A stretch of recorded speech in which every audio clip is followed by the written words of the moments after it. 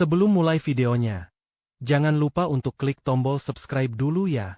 Dan buat kalian yang sudah subscribe, makasih banyak. Semoga rezekinya lancar, sehat selalu, dan semua cita-citanya dikabulkan. Amin. Yuk, langsung aja kita mulai videonya. Di sebuah desa kecil yang letaknya jauh dari hiruk-pikuk kota, berdirilah sebuah rumah bambu sederhana yang dikelilingi oleh pohon pisang, rumpun bambu, dan hamparan sawah yang menghijau sejauh mata memandang. Desa itu bernama Sumberwangi, sebuah tempat yang seolah berhenti di masa lalu. Jalanannya masih berupa tanah dan bebatuan, suara kendaraan jarang sekali terdengar, dan setiap pagi ayam-ayam jantan saling bersahutan membangunkan para penduduk untuk memulai hari. Di rumah kecil itulah tinggal seorang nenek tua bernama Mbah Lastri. Usianya sudah lebih dari 65 tahun, kulitnya legam terbakar matahari, tangannya penuh keriput, namun sorot matanya tetap tajam dan hangat. Sehari-hari, ia menjalani rutinitas yang hampir tak pernah berubah.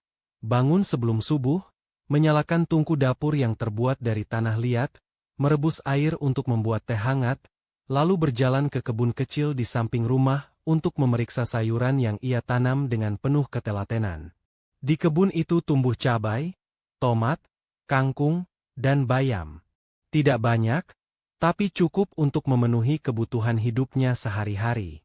Sesekali, jika hasil panen lebih banyak dari biasanya, ia menjualnya di pasar kecil desa. Dari situlah ia mendapat sedikit uang tambahan untuk membeli beras, minyak, atau kebutuhan lain yang tak bisa ia hasilkan sendiri. Selain kebun, Mbah Lastri juga memelihara belasan ekor ayam. Ayam-ayam itu bebas berkeliaran di halaman, mencari cacing di tanah atau mematuk biji-bijian yang ia sebarkan setiap pagi. Setiap kali ayam betina bertelur, ia selalu merasa bahagia, karena itu berarti ia punya tambahan lauk untuk makan atau bisa menjual telur ke tetangga dengan harga murah. Meski hidupnya sederhana, Mbah Lastri tidak pernah merasa kekurangan. Baginya, kebahagiaan tidak diukur dari banyaknya harta, melainkan dari rasa syukur setiap kali matahari terbit dan ia masih diberi kesehatan untuk bernafas. Ia jarang mengeluh, bahkan ketika tubuhnya mulai rapuh dan tenaga tidak sekuat dulu, ia tetap berusaha bekerja dengan senyum. Hidup di desa membuat Mbah Lastri memiliki hubungan yang erat dengan para tetangga. Hampir setiap sore, selepas bekerja di kebun, ia duduk di beranda rumah bambunya sambil menyeruput teh hangat, ditemani obrolan ringan bersama ibu-ibu tetangga yang datang berkunjung. Mereka membicarakan hal-hal sederhana, tentang anak-anak muda yang merantau ke kota, tentang musim tanam padi yang akan datang, atau sekadar berbagi cerita lucu yang membuat mereka tertawa bersama. Tetangga-tetangga itu sudah seperti keluarga bagi Mbah Lastri. Mereka saling membantu ketika ada yang kesulitan. Jika Mbah Lastri sakit, selalu ada yang datang membawakan bubur atau obat herbal. Begitu pula sebaliknya, jika ada tetangga yang punya hajatan atau sedang panen padi, Mbah Lastri tak segan untuk ikut menolong, meski tenaganya sudah tidak sekuat dulu. Di balik senyum dan ketenangan hidupnya, ada sebuah cerita yang tak semua orang tahu. 15 tahun lalu, seorang anak kecil yang yatim piatu hadir dalam kehidupannya. Anak itu bernama Arga. Saat pertama kali datang, Arga hanyalah bocah berusia 7 tahun, kurus kering, dengan mata yang sayu penuh kesedihan. Orang tuanya meninggal dalam sebuah kecelakaan, dan sejak itu Arga tak punya siapa-siapa. Dengan penuh kasih sayang, Mbah Lastri merawat Arga seolah cucunya sendiri. Ia memberinya makan, menyekolahkannya, dan mengajarkan nilai-nilai kehidupan yang sederhana tapi bermakna.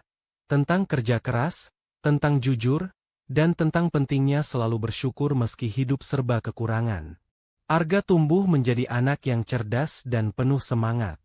Ia sering membantu Mbah Lastri di kebun, menggembala ayam, atau sekadar menemaninya duduk di beranda sambil mendengarkan cerita masa muda sang nenek. Namun takdir berkata lain. Saat menginjak usia remaja, Arga memutuskan untuk merantau ke kota demi mengejar pendidikan dan mencari penghidupan yang lebih baik. Keputusan itu tentu saja membuat Mbah Lastri merasa sepi, tapi ia juga merasa bangga karena anak yang dulu ia rawat kini berani bermimpi besar. Sejak kepergian Arga, hari-hari Mbah Lastri kembali sepi. Meski begitu, ia tidak pernah menyesal. Ia yakin bahwa setiap kebaikan yang dilakukan dengan tulus akan membuahkan hasil suatu hari nanti. Ia percaya bahwa Arga, dimanapun berada, pasti akan membawa doa dan ingatan tentang kasih sayang yang pernah ia berikan.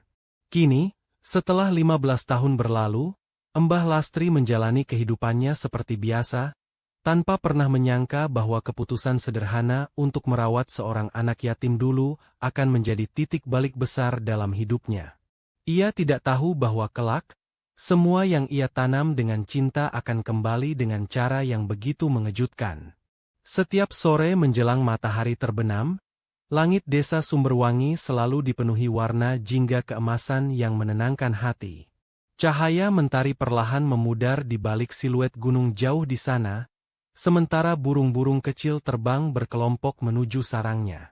Pada saat-saat seperti itu, Mbah Lastri sering duduk di kursi kayu tuanya di beranda rumah, ditemani secangkir teh hangat dan sepiring singkong rebus. Dari sana, ia menatap jalan setapak berdebu yang membelah sawah, sambil membiarkan pikirannya berkelana jauh ke masa lalu. Ada satu kenangan yang hampir selalu hadir setiap kali ia menatap senja, Arga kecil. Bayangan bocah itu begitu melekat di benaknya, seolah masih nyata berlarian di pematang sawah, tertawa lepas, atau kadang-kadang menangis dengan suara parau khas anak kecil yang belum pandai mengendalikan perasaan. Arga datang ke hidupnya dalam keadaan yang membuat hati siapapun akan luluh. Ia adalah anak yatim piatu yang kehilangan kedua orang tuanya dalam kecelakaan tragis. Saat pertama kali bertemu dengannya, tubuh kecil itu tampak begitu rapuh, bajunya lusuh, dan matanya kosong menatap tanah seakan dunia telah mencabut semua kebahagiaannya.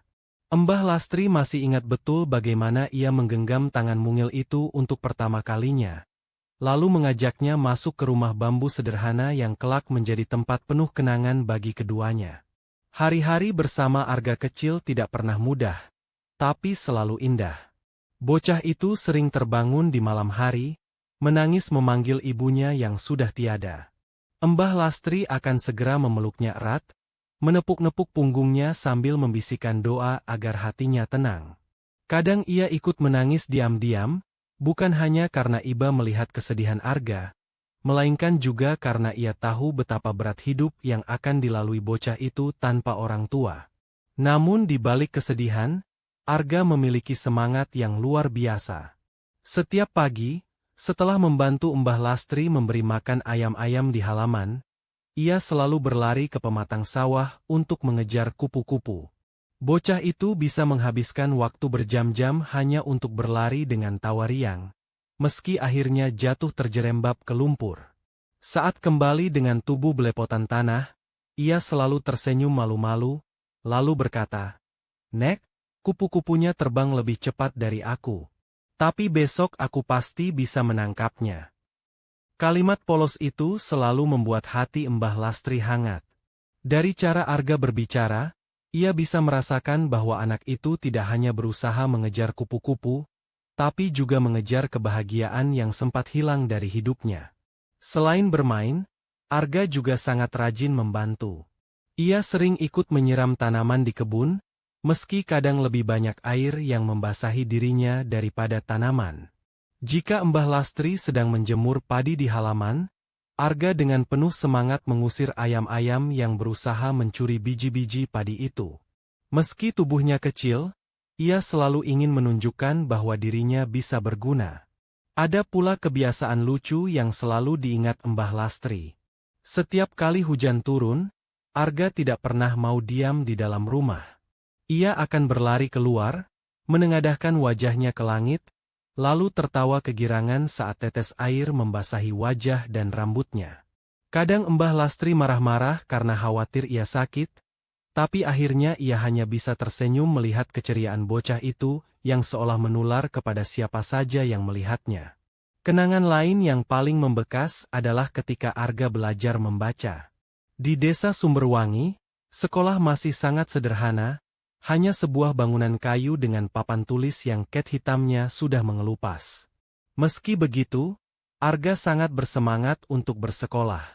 Ia selalu bangun lebih pagi dari anak-anak lain, mengenakan seragam putih yang sudah mulai kusam, lalu berjalan kaki sejauh 3 kilometer menuju sekolah.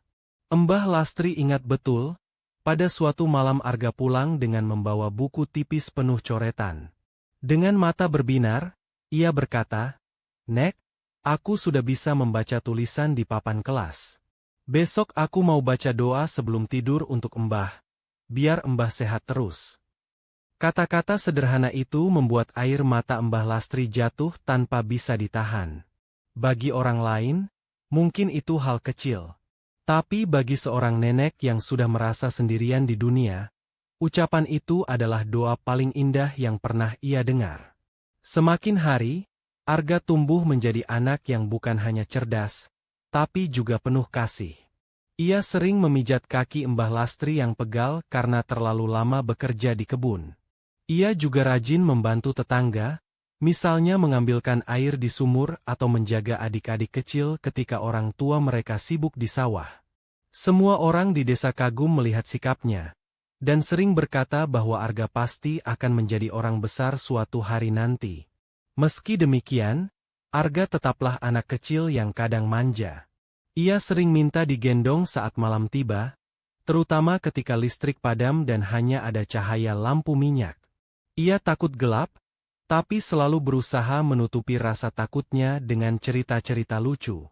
"Nek, kalau gelap begini, jangan-jangan ada hantu sawah datang.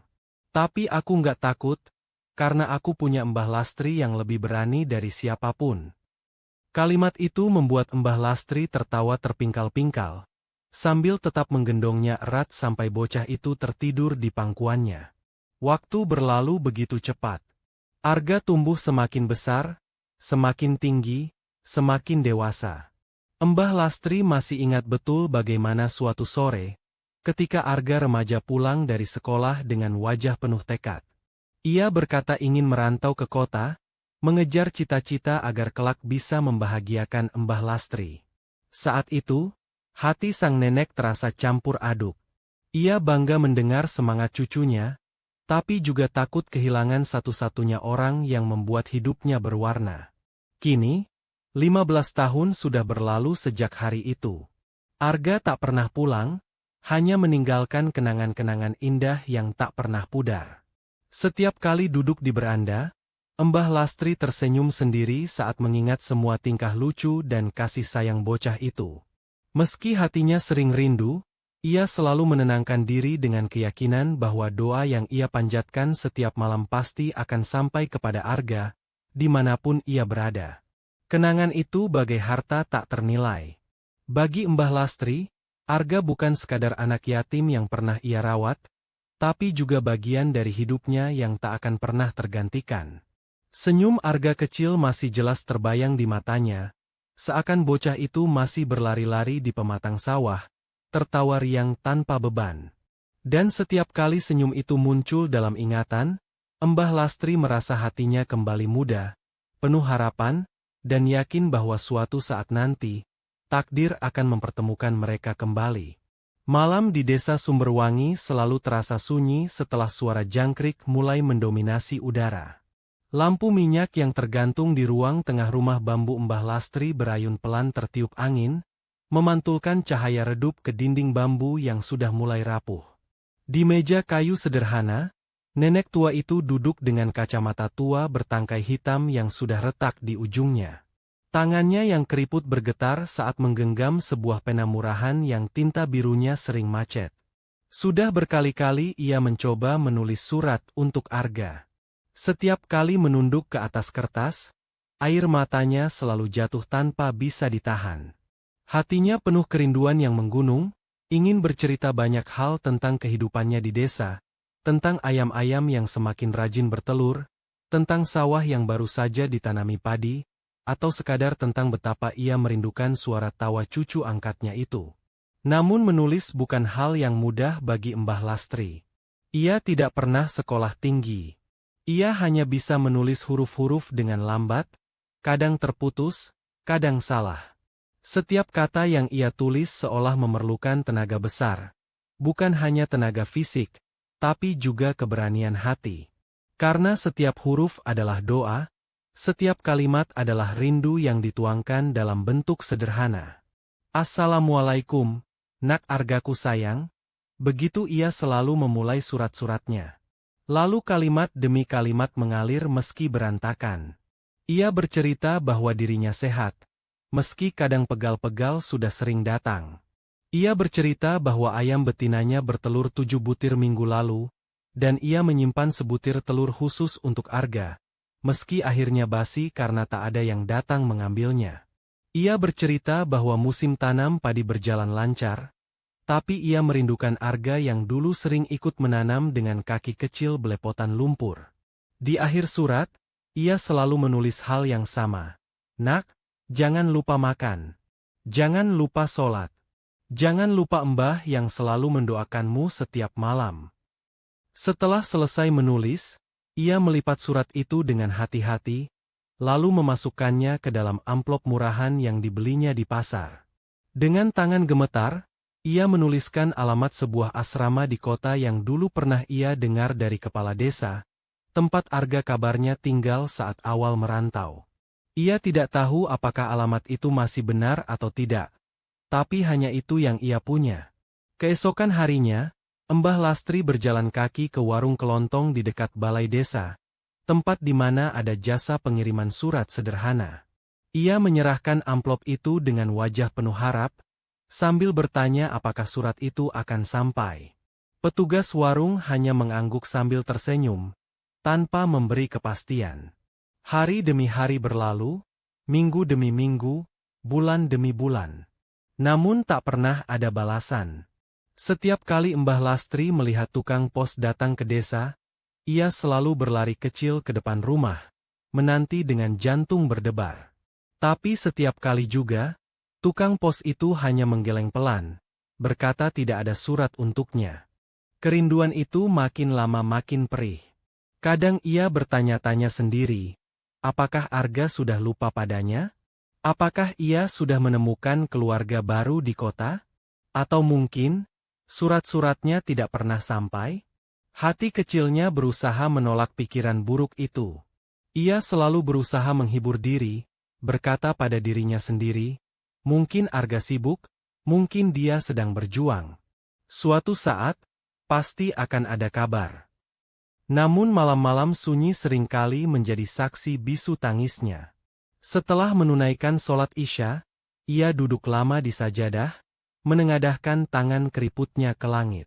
Doanya selalu sama, agar Arga sehat, agar Arga diberi rezeki yang cukup, dan agar hatinya tidak pernah melupakan desa kecil serta nenek yang pernah menjaganya. Surat-surat itu akhirnya menumpuk di sebuah kotak kayu kecil di lemari. Ada yang dikirim tapi tak berbalas, ada juga yang tidak jadi dikirim karena ia merasa malu dengan tulisan tangannya yang jelek. Kotak itu menjadi semacam saksi bisu cinta seorang nenek kepada anak yatim yang dulu ia besarkan. Setiap kali membuka kotak itu, air matanya tak pernah berhenti jatuh. Tetangga-tetangga kadang bertanya, "Mbah, apa kabar Arga? Kok sudah lama tidak pulang?" Dengan senyum yang dipaksakan, Mbah Lastri menjawab, "Alhamdulillah, kabarnya baik. Dia sibuk kerja di kota. Doakan saja sehat selalu." Padahal dalam hati, ia tidak pernah benar-benar tahu kabar cucunya itu.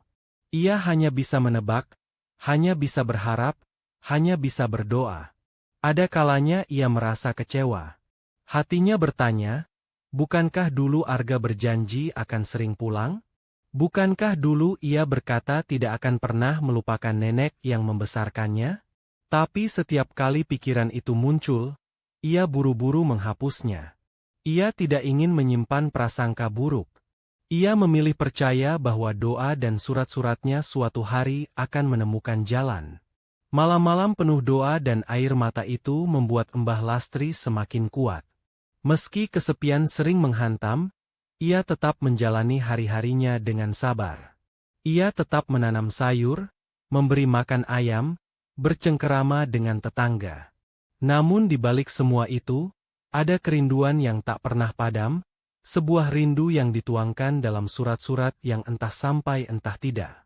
Ia tidak pernah tahu bahwa di balik semua kesunyiannya, takdir sedang merajut sesuatu yang lebih besar. Surat-surat yang hilang, balasan yang tak pernah datang, semua itu bukan sekadar kebetulan. Ada rahasia besar yang menunggu di masa depan, sebuah kebenaran yang kelak akan membuat air matanya jatuh lagi, kali ini bukan karena kesedihan, melainkan karena rasa syukur yang tak terkira. Pagi di desa Sumberwangi selalu dimulai dengan suara ayam jantan yang berkokok bersahutan dari berbagai penjuru. Embun masih melekat di pucuk-pucuk daun padi, memantulkan cahaya matahari yang perlahan muncul dari balik bukit. Udara terasa segar, wangi tanah basah bercampur dengan aroma asap kayu bakar dari dapur rumah-rumah sederhana. Bagi Mbah Lastri, pagi seperti ini adalah anugerah yang tak ternilai. Seusai menyalakan tungku dan merebus air untuk teh, Mbah Lastri berjalan ke kebunnya. Dengan telaten ia memeriksa tanaman cabai yang baru saja berbunga. Beberapa daun terlihat berlubang karena ulat, sehingga ia mengambil waktu untuk membersihkannya satu persatu. Di sela kesibukan kecil itu, pikirannya kembali melayang pada Arga. Entah kenapa, nama itu selalu hadir setiap kali ia menatap langit pagi atau mencium aroma tanah basah. Setelah selesai di kebun, Mbah Lastri kembali ke beranda. Ia duduk sambil menyeruput teh hangatnya, matanya menatap jalan setapak yang biasa dilalui pedagang keliling. Di desa, pedagang keliling adalah tamu yang selalu dinanti. Mereka datang membawa kabar dari luar, kabar yang seringkali menjadi bahan obrolan panjang di sore hari. Benar saja, tak lama kemudian terdengar bunyi klakson sepeda motor tua yang khas. Tiin, tiin, sayur, sayur. Suara lantang seorang pria menggema di udara. Itu adalah Pak Jaya, pedagang keliling yang setiap beberapa hari sekali datang ke desa membawa sayur, kebutuhan dapur, dan kadang-kadang cerita dari kota. Mbah Lastri tersenyum melihat sosok pria parubaya itu berhenti di depan rumahnya. "Monggo, Pak Jaya. Ada apa hari ini?" sapanya ramah. Pak Jaya menurunkan beberapa karung kecil dari motornya. "Ada tomat segar, ada wortel, sama bawang merah, Mbah. Baru saya ambil dari pasar kota tadi subuh." Sambil memilih-milih tomat, Mbah Lastri mengajaknya berbincang. "Pak Jaya, piye kabar pasar kota? Ramai, tuh?" tanyanya pelan. Pak Jaya mengangguk sambil menata dagangannya. "Alhamdulillah, ramai, Mbah. Wong kota saiki akeh sing sukses, akeh sing tuku barang-barang mewah. Malah tadi saya lihat seorang pemuda gagah, naik mobil bagus, katanya namanya Arga. Dia lagi ngobrol sama orang-orang pasar, kelihatannya orang penting." Tangan Mbah Lastri yang sedang memegang tomat tiba-tiba berhenti. Matanya melebar, jantungnya berdetak lebih cepat. Nama itu, Arga. Sebuah nama yang sudah 15 tahun ini, hanya ada dalam doa dan surat-surat tanpa balasan. Arga? Suara Mbah Lastri bergetar. "Sampean yakin, Pak Jaya? Namanya Arga?" Pak Jaya mengangguk mantap. "Iyo, Mbah. Saya dengar jelas orang-orang nyebut namanya. Pemuda itu tinggi, gagah, pakai jas bagus, mobilnya gede warna hitam. Ada orang yang bilang dia pengusaha muda yang sukses di kota. Saya kira tadi mungkin bukan orang desa sini. Tapi begitu dengar namanya, saya jadi ingat sama Mbah. Bukankah dulu Mbah pernah cerita punya anak angkat bernama Arga?" Mbah Lastri tak kuasa menahan air mata yang tiba-tiba mengalir. Ia duduk terdiam, tangannya bergetar memegang tomat yang hampir jatuh dari genggamannya. Dalam hatinya, ada getaran halus antara bahagia, rindu, sekaligus takut. Apakah benar itu Arganya? Apakah mungkin bocah kecil yang dulu ia rawat kini sudah menjadi orang besar di kota? Pak Jaya yang melihat reaksi itu ikut terdiam sejenak. "Embah, ojo sedih. Siapa tahu memang benar itu anak Embah. Wong rejeki orang kadang nggak disangka-sangka. Bisa jadi doa Embah selama ini yang membuat dia berhasil." Embah Lastri menyeka air matanya dengan ujung kerudung. "Aku iki dudu sedih, Pak Jaya. Aku iki kaget, ora percaya. Rasane kaya mimpi, yen bener iku argaku sing biyen cilik, kere, melarat, saiki dadi wong sugih. Gusti Allah pancen ngluwihi pikirane menungso." Setelah pedagang itu pergi, Embah Lastri duduk lama di beranda. Pikirannya berputar-putar. Jika benar itu Arga, kenapa sampai sekarang ia tidak pernah pulang? Kenapa tidak pernah membalas surat-suratnya? Apakah mungkin Arga sudah lupa dengan desa kecil ini? Atau mungkin ia malu dengan masa lalunya? Namun di sisi lain, ada secercah harapan yang tiba-tiba tumbuh.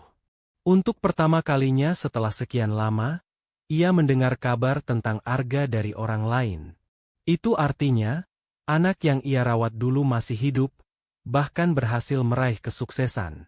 Hati Embah Lastri bergetar hebat, antara rindu yang semakin menyesakkan dada dan doa yang semakin kuat ia panjatkan. Malam itu, sebelum tidur, ia kembali menulis surat. Dengan tangan gemetar, ia menulis, "Nak Arga, tadi Embah dengar kabar ada orang kota menyebut namamu. Jika itu benar engkau, Nak, ketahuilah bahwa Embah selalu mendoakanmu. Embah tidak butuh apa-apa, hanya ingin melihatmu lagi, sekali saja, agar hati Embah tenang." Surat itu ia simpan di dalam kotak kayu kecil bersama surat-surat lainnya. Entah akan dikirim atau tidak, ia belum tahu. Yang jelas, malam itu Embah Lastri tidur dengan hati yang penuh gelora. Setelah 15 tahun penuh kerinduan, kabar dari seorang pedagang keliling sederhana telah menyalakan kembali api harapannya. Ia tidak tahu kapan, tidak tahu bagaimana, tapi ia yakin, suatu hari nanti, pintu takdir akan membawanya bertemu kembali dengan anak yang begitu ia cintai. Malam di desa Sumberwangi selalu berjalan lambat, seakan waktu enggan beranjak meninggalkan kesunyian. Setelah maghrib, suara anak-anak yang biasanya bermain kelereng atau berlari di pematang sawah akan mereda, digantikan oleh lantunan ayat-ayat suci dari surau kecil di ujung jalan. Angin malam membawa aroma tanah basah bercampur wangi dedaunan, sementara di langit, bintang bertaburan begitu terang tanpa terhalang cahaya lampu kota. Bagi Embah Lastri, malam bukan sekadar waktu istirahat. Malam adalah saat di mana pikirannya lebih bebas, hatinya lebih jujur, dan rindunya lebih dalam. Sudah bertahun-tahun ia menjalani rutinitas yang sama. Selepas Isya ia duduk di beranda, memandang gelap pekat di kejauhan sambil menyeruput teh hangat, lalu masuk ke kamar untuk berdoa panjang. Doa itu selalu sama, memohon agar Arga diberi keselamatan, kesehatan, dan suatu saat dipertemukan kembali dengannya. Namun beberapa bulan terakhir, ada hal yang berbeda. Embah Lastri mulai sering bermimpi tentang Arga. Awalnya ia menganggapnya kebetulan belaka, sekadar rindu yang terbawa tidur. Tapi semakin lama, mimpi-mimpi itu terasa nyata, seolah ada pesan yang ingin disampaikan. Mimpi pertama yang ia ingat jelas adalah ketika ia melihat Arga kecil berlari di pematang sawah, tertawa sambil mengejar kupu-kupu. Dalam mimpi itu, Arga tampak sama persis seperti dulu, dengan rambut cepak, pipi cabi, dan celana pendek lusuh yang sering kebesaran di pinggangnya. Ia berlari sambil sesekali menoleh ke arah Embah Lastri yang berdiri di ujung sawah, melambaikan tangan, lalu hilang ditelan cahaya matahari sore. Ketika terbangun, Embah Lastri merasa hatinya hangat sekaligus pilu. Ia menangis selama malam itu, bukan karena sedih, melainkan karena kerinduan yang begitu nyata. Mimpi kedua datang beberapa minggu kemudian. Kali ini, Arga tampak lebih dewasa. Ia duduk di sebuah bangku panjang di terminal bus, menunduk dengan wajah lelah, bajunya lusuh, dan matanya sayu. Di sekelilingnya orang-orang lalu lalang tanpa memperhatikan, sementara ia terlihat sendirian. Dalam mimpi itu, Mbah Lastri berusaha memanggil namanya, namun suaranya tercekat. Ia ingin berlari menghampiri, tapi kakinya seperti terpaku di tempat. Arga menoleh sekilas, lalu tersenyum tipis, sebelum bus besar menutupi pandangan dan ia pun menghilang.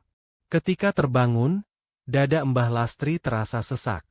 Ia bertanya-tanya, apakah Arga benar-benar pernah mengalami kesulitan seperti itu di kota besar? Sejak saat itu, mimpi tentang Arga datang silih berganti. Kadang ia melihatnya tertawa lepas di halaman rumah kecil mereka, kadang ia melihatnya duduk diam di tepi sungai dengan wajah murung, dan kadang ia melihatnya berdiri gagah dengan pakaian rapi, seakan sudah menjadi orang besar. Semua bayangan itu menempel kuat di pikirannya, membuatnya semakin yakin bahwa mimpi bukan sekadar bunga tidur, melainkan isyarat. Suatu malam, setelah mimpi yang begitu menggetarkan hati, Mbah Lastri tak bisa langsung tidur kembali. Ia duduk lama di tepi ranjang, menatap foto lama Arga yang sudah mulai pudar warnanya. Foto itu diambil ketika Arga masih SD, mengenakan seragam putih merah, tersenyum lebar dengan gigi ompong di depan. Ia mengusap foto itu dengan lembut, lalu berbisik, "Nak, opo pancen kowe saiki kangen karo Mbah? Apa iki tandha nek kowe pengin bali?" Keesokan paginya, Mbah Lastri menceritakan mimpinya kepada Bu Rini, tetangga sekaligus sahabat dekatnya. Mereka berdua sedang duduk di gubuk kecil di pinggir sawah, sambil menjemur padi. Bu Rini mendengarkan dengan seksama, lalu mengangguk pelan. "Embah, wong tua iku atine kadhang luwih peka. Yen mimpi terus-terusan, bisa wae iku tandha saka Gusti Allah. Sopo ngerti Arga pancen arep bali neng kene." Kata-kata itu membuat hati Mbah Lastri bergetar. Ia tidak berani berharap terlalu banyak, namun rasa rindu yang menumpuk membuatnya sulit menolak harapan itu. Malam-malam berikutnya, ia semakin rajin berdoa. Dalam setiap sujudnya, ia memohon agar jika benar pertemuan itu akan terjadi, maka Tuhan menyiapkan hatinya dengan lapang. Namun kerinduan yang begitu dalam juga menimbulkan rasa takut. Ada saat-saat di mana Mbah Lastri merasa cemas.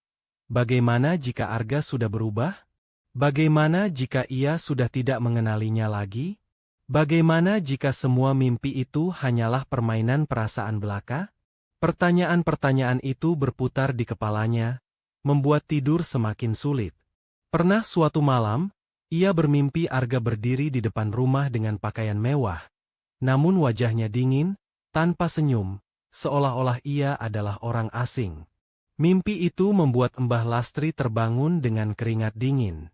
Malam itu ia menangis lama, memeluk bantal sambil berulang kali berdoa agar bayangan itu tidak menjadi kenyataan. Meski begitu, Mbah Lastri tetap percaya bahwa mimpi-mimpi itu adalah tanda bahwa ada sesuatu yang besar akan terjadi. Ia mulai mempersiapkan diri dengan cara sederhana, membersihkan rumah lebih sering, merapikan kebun, dan memperbaiki pagar bambu yang sudah reot.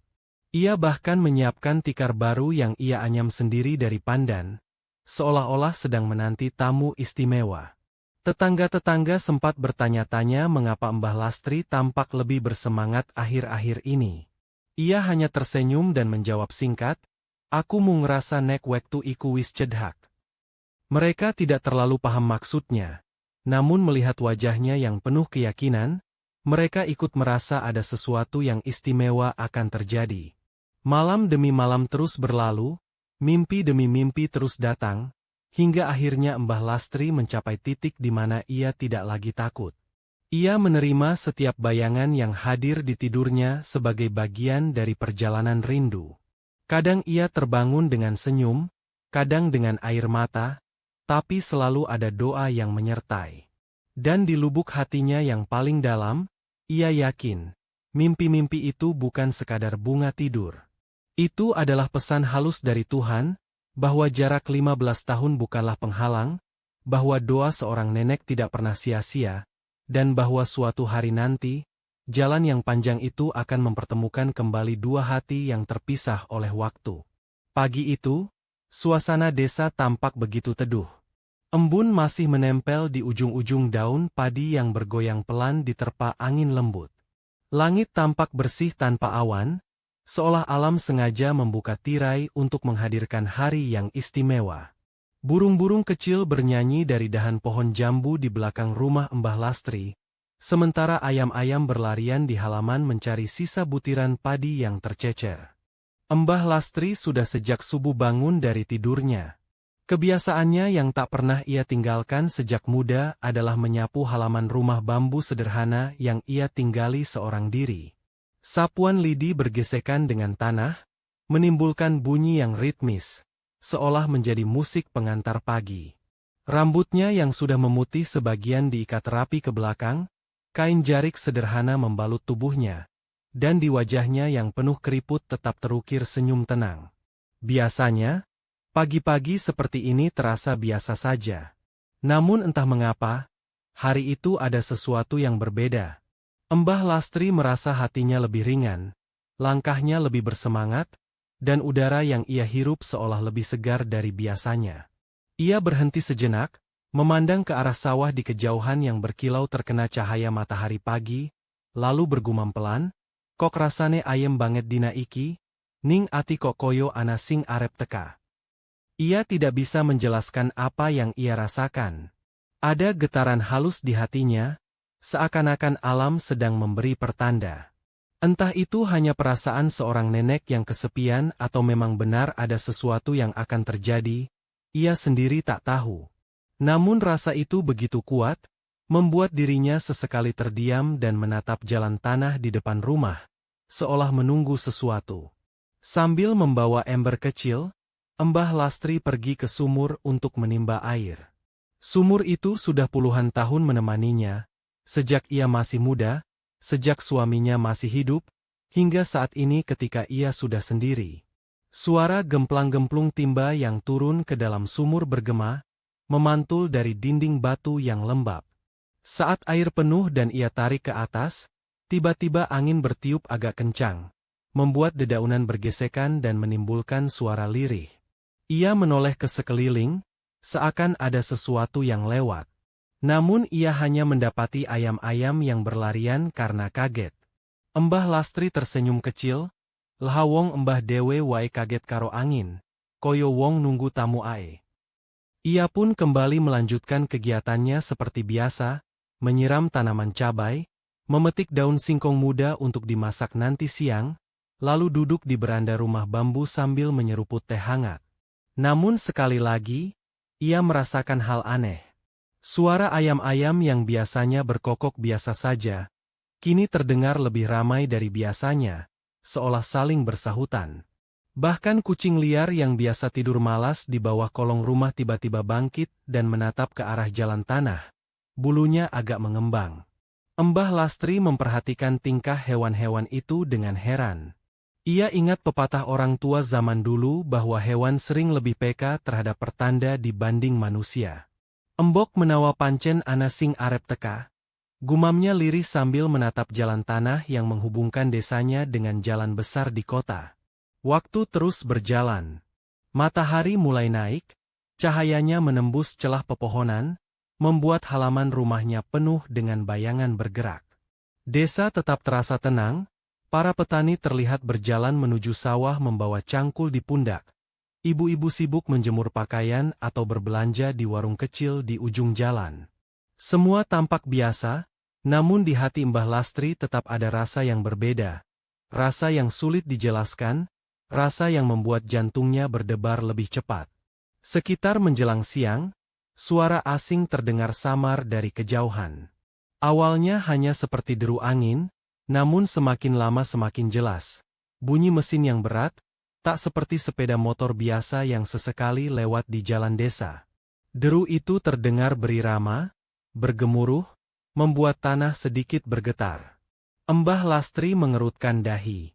Ia jarang sekali mendengar suara semacam itu. Jalan desa jarang dilewati kendaraan besar, apalagi mobil. Biasanya hanya ada sepeda motor petani atau truk kecil pengangkut hasil bumi. Namun suara ini berbeda, lebih halus sekaligus berat, dan semakin lama semakin mendekat. Anak-anak kecil yang sedang bermain gundu di pinggir jalan berlarian sambil bersorak. "Mobil! Mobil!" Teriakan mereka terdengar riang, karena di desa, kedatangan sebuah mobil selalu jadi tontonan menarik. Apalagi jika mobilnya besar dan bagus, itu pasti jadi bahan cerita berhari-hari. Mbah Lastri yang duduk di beranda ikut menoleh. Dari kejauhan, samar-samar terlihat debu jalanan beterbangan. Sesosok kendaraan hitam besar mulai terlihat, melaju perlahan namun mantap melewati jalan tanah yang sempit. Debu semakin mengepul, membuat anak-anak berlarian menjauh sambil menutup hidung. Nenek tua itu terdiam. Matanya memandang lurus ke arah kendaraan yang semakin dekat. Mobil itu tampak berbeda dari mobil-mobil yang pernah ia lihat. Warnanya hitam mengkilap, kaca jendelanya gelap, bodinya besar dan gagah. Ban mobilnya begitu besar, hingga membuat jalan tanah terasa bergetar setiap kali melindas bebatuan. Detak jantung Mbah Lastri semakin cepat. Ia tidak tahu siapa yang datang. Ia juga tidak tahu apa tujuan mobil itu masuk ke desanya, apalagi menuju jalan kecil di depan rumahnya. Namun firasat yang sejak pagi ia rasakan kini semakin kuat. Ia merasa hari itu memang bukan hari biasa. Mobil itu terus mendekat, melewati anak-anak desa yang berlarian sambil bersorak, melewati para ibu yang berhenti dari pekerjaannya untuk sekadar menonton, bahkan membuat beberapa orang tua terheran-heran melihat kendaraan mewah yang jarang sekali terlihat di desa kecil mereka. Debu mengepul, suara mesin bergemuruh, dan akhirnya mobil hitam itu berhenti tepat di depan rumah bambu sederhana milik Mbah Lastri. Seketika suasana desa menjadi hening. Anak-anak yang tadinya berisik kini diam sambil menatap penasaran. Para tetangga ikut mendekat, saling berbisik-bisik, bertanya siapa gerangan tamu yang datang dengan kendaraan semewah itu. Mbah Lastri masih duduk di beranda, tubuhnya bergetar halus. Tangannya yang keriput menggenggam tepi kursi bambu, matanya tak berkedip menatap mobil yang kini terparkir di depan rumahnya. Hatinya berdesir hebat. Ia tidak tahu apa yang akan terjadi, namun ia yakin, hari itu adalah hari yang benar-benar berbeda. Hari yang akan mengubah segalanya. Debu yang berhamburan perlahan turun, meninggalkan suasana hening yang aneh. Jalan kecil di depan rumah Mbah Lastri kini terasa seperti pusat perhatian seluruh desa. Anak-anak berhenti berlari, para ibu yang tadinya sibuk di dapur keluar dengan tangan masih penuh bawang atau sayuran, para bapak yang sedang di sawah pun ikut menoleh dari kejauhan. Semua pandangan tertuju pada mobil hitam mewah yang berhenti tepat di depan rumah bambu sederhana milik nenek tua itu. Mbah Lastri sendiri masih duduk di kursi bambu beranda rumah. Tangannya gemetar pelan, dada berdegup kencang, matanya tak lepas dari mobil yang tampak begitu asing namun sekaligus menimbulkan rasa penasaran yang luar biasa. Hatinya seakan berbisik, "Iki dudu tamu sembarangan." Suasana semakin hening ketika pintu depan mobil itu terbuka. Suara klik terdengar nyaring, membuat semua orang yang menyaksikan sedikit terperanjat. Dari balik pintu, muncul sosok tinggi besar berpakaian rapi, jas hitam lengkap dengan kacamata hitam. Gerakannya tegas, wajahnya tanpa ekspresi. Semua orang di desa yang terbiasa melihat orang sederhana, sontak membelalak. Anak-anak berbisik lirih. "Wah, kayak di film, wong iku bodyguard tea." Sosok itu turun, lalu berdiri tegak di samping mobil. Tak lama kemudian, pintu belakang terbuka perlahan. Dari dalam, keluar lagi dua orang yang penampilannya hampir sama. Tegap, rapi, mengenakan setelan serba hitam. Mereka berdiri mengapit, matanya menyapu sekeliling, seolah sedang memastikan keadaan aman. Mbah Lastri semakin bingung. Tidak pernah seumur hidupnya rumahnya didatangi orang-orang seperti ini. Ia menelan ludah, menggenggam kain jariknya erat-erat. Sementara para tetangga mulai mendekat, sebagian dengan wajah ingin tahu, sebagian lagi dengan rasa takut bercampur heran. Lalu, pintu sisi lain terbuka. Dari dalam mobil, perlahan muncullah seseorang. Seorang laki-laki muda, gagah dengan pakaian sederhana namun terlihat mahal.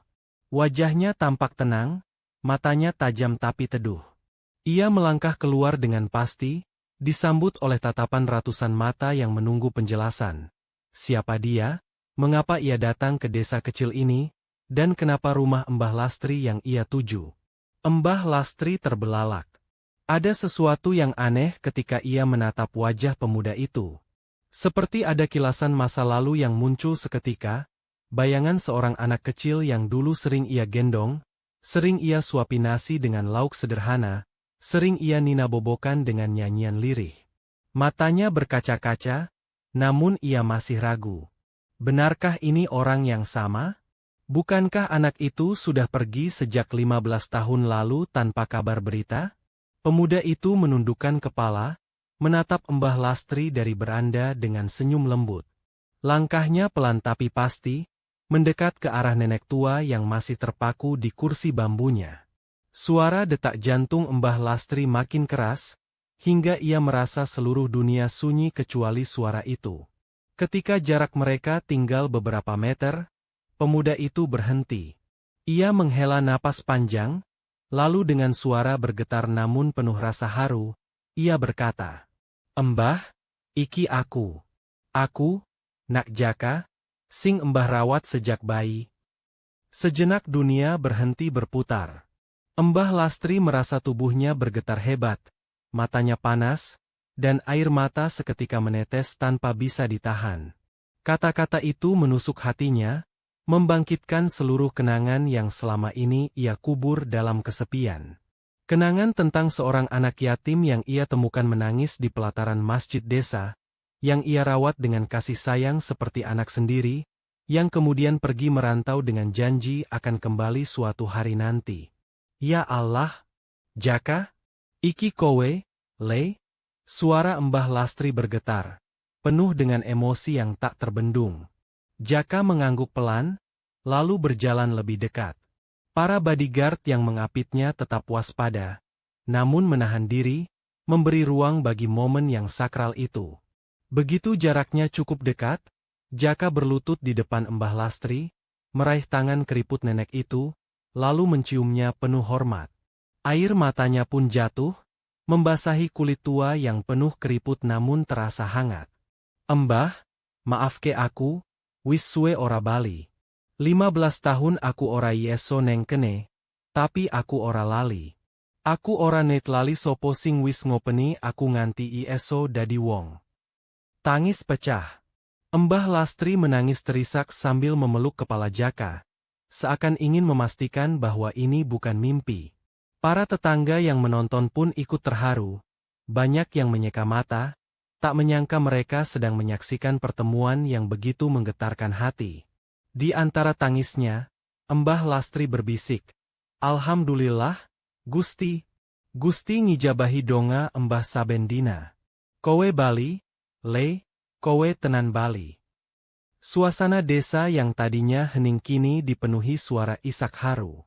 Bahkan anak-anak yang tidak benar-benar mengerti pun ikut terdiam, merasakan betapa dalamnya pertemuan itu. Mobil mewah, bodyguard gagah, semua seakan kehilangan makna dibandingkan momen sederhana.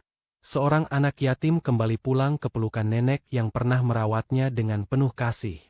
Namun meski suasana penuh haru, bayangan tanda tanya besar tetap menggantung. Mengapa Jaka pulang dengan membawa mobil semewah itu? Siapa sebenarnya dia sekarang? Dan cerita apa yang akan ia bawa setelah 15 tahun lamanya menghilang? Suara jangkrik mulai samar-samar terdengar dari pematang sawah ketika senja turun perlahan. Desa kecil itu masih dalam keadaan gempar. Mobil mewah hitam yang siang tadi berhenti di depan rumah Mbah Lastri kini masih terparkir dengan gagah, menjadi tontonan banyak orang. Anak-anak kecil berlarian mengintip, lalu berlari sambil bersorak kecil, seolah baru saja melihat sesuatu yang hanya mereka temukan di layar kaca. Para tetangga belum juga pulang, sebagian duduk berkerumun di pinggir jalan tanah, sebagian lagi berdiri sambil berbisik-bisik, menebak-nebak siapa pemuda gagah yang datang dengan rombongan penjaga. Namun di dalam rumah bambu yang sederhana itu, suasana justru sangat berbeda. Tidak ada gemuruh suara penasaran, tidak ada bisik-bisik iri atau takjub, hanya ada tangis rindu yang pecah, membanjiri udara dengan kehangatan yang selama 15 tahun hilang. Mbah Lastri duduk di kursi kayu tuanya, tubuhnya yang renta bergetar hebat, air matanya tak henti-hentinya mengalir membasahi pipi keriput. Di pangkuannya, seorang pemuda yang dulu ia tinggalkan masih kecil, kini telah kembali dalam wujud yang membuatnya hampir tidak percaya. Jaka, atau yang kini lebih dikenal sebagai Arga, menangis seperti anak kecil, kepalanya terbenam di pangkuan sang nenek, tangannya menggenggam erat kain jarik yang sudah lusuh, seolah tidak ingin melepas lagi. "Mbah, suara Arga pecah. Serak, penuh sesak. Aku kangen, suwe banget, Mbah, suwe banget." Mbah Lastri mengusap kepala pemuda itu dengan tangan gemetar. Jemarinya yang kurus, dengan urat-urat menonjol, bergerak pelan, lembut, penuh kasih sayang. Ia seakan kembali ke masa lalu, ketika anak kecil itu menangis karena jatuh di pematang sawah, atau merengek minta digendong saat hujan turun. Bedanya, kali ini yang menangis bukan lagi anak kecil, melainkan seorang lelaki dewasa dengan jas mahal. Namun hatinya masih sama, hatinya tetap anak yang pernah ia asuh dengan cinta. Le, wis, ojo nangis ngono. Iki omahmu, kene panggonmu bali. Embah ora net lali kowe sedina wae. Gusti Allah ngerti atine embah, saben malem jenengmu tansah mlebu ing donga. Ucap Mbah Lastri sambil ikut terisak. Air mata mereka bercampur, merobohkan jarak 15 tahun yang terasa bagai jurang dalam. Tak ada kata-kata yang cukup untuk menggambarkan perasaan itu. Setiap tetes air mata seolah membawa pulang kenangan yang tercecer, merangkai kembali kepingan-kepingan masa lalu yang sempat tercerabut oleh waktu dan keadaan. Arga mendongak pelan, menatap wajah Mbah Lastri yang kini penuh keriput. Ada rasa bersalah menusuk dadanya, rasa yang selama ini ia pendam dalam-dalam. "Embah, aku kudu ngaku. Saben malem, aku mikir, piye nek embah wis ora ana, nek aku telat bali. Gusti Allah paring umur kanggo ketemu maneh, aku matur nuwun sanget, Embah." Mbah Lastri tersenyum dalam tangis. Senyum itu bukan senyum biasa, melainkan senyum seorang ibu yang akhirnya melihat anaknya pulang dari perjalanan panjang. Gusti Allah ora net salah ngatur. Sanajan suwe, nek wis wayahe, kabeh mesti kelakon. Kowe bali, le, iku wis cukup kanggo embah. Suasana semakin haru ketika para tetangga yang ikut menyaksikan dari jendela dan pintu rumah mulai ikut menitikkan air mata. Mereka tahu betul kisah Mbah Lastri dan anak yatim piatu yang dulu dipungutnya.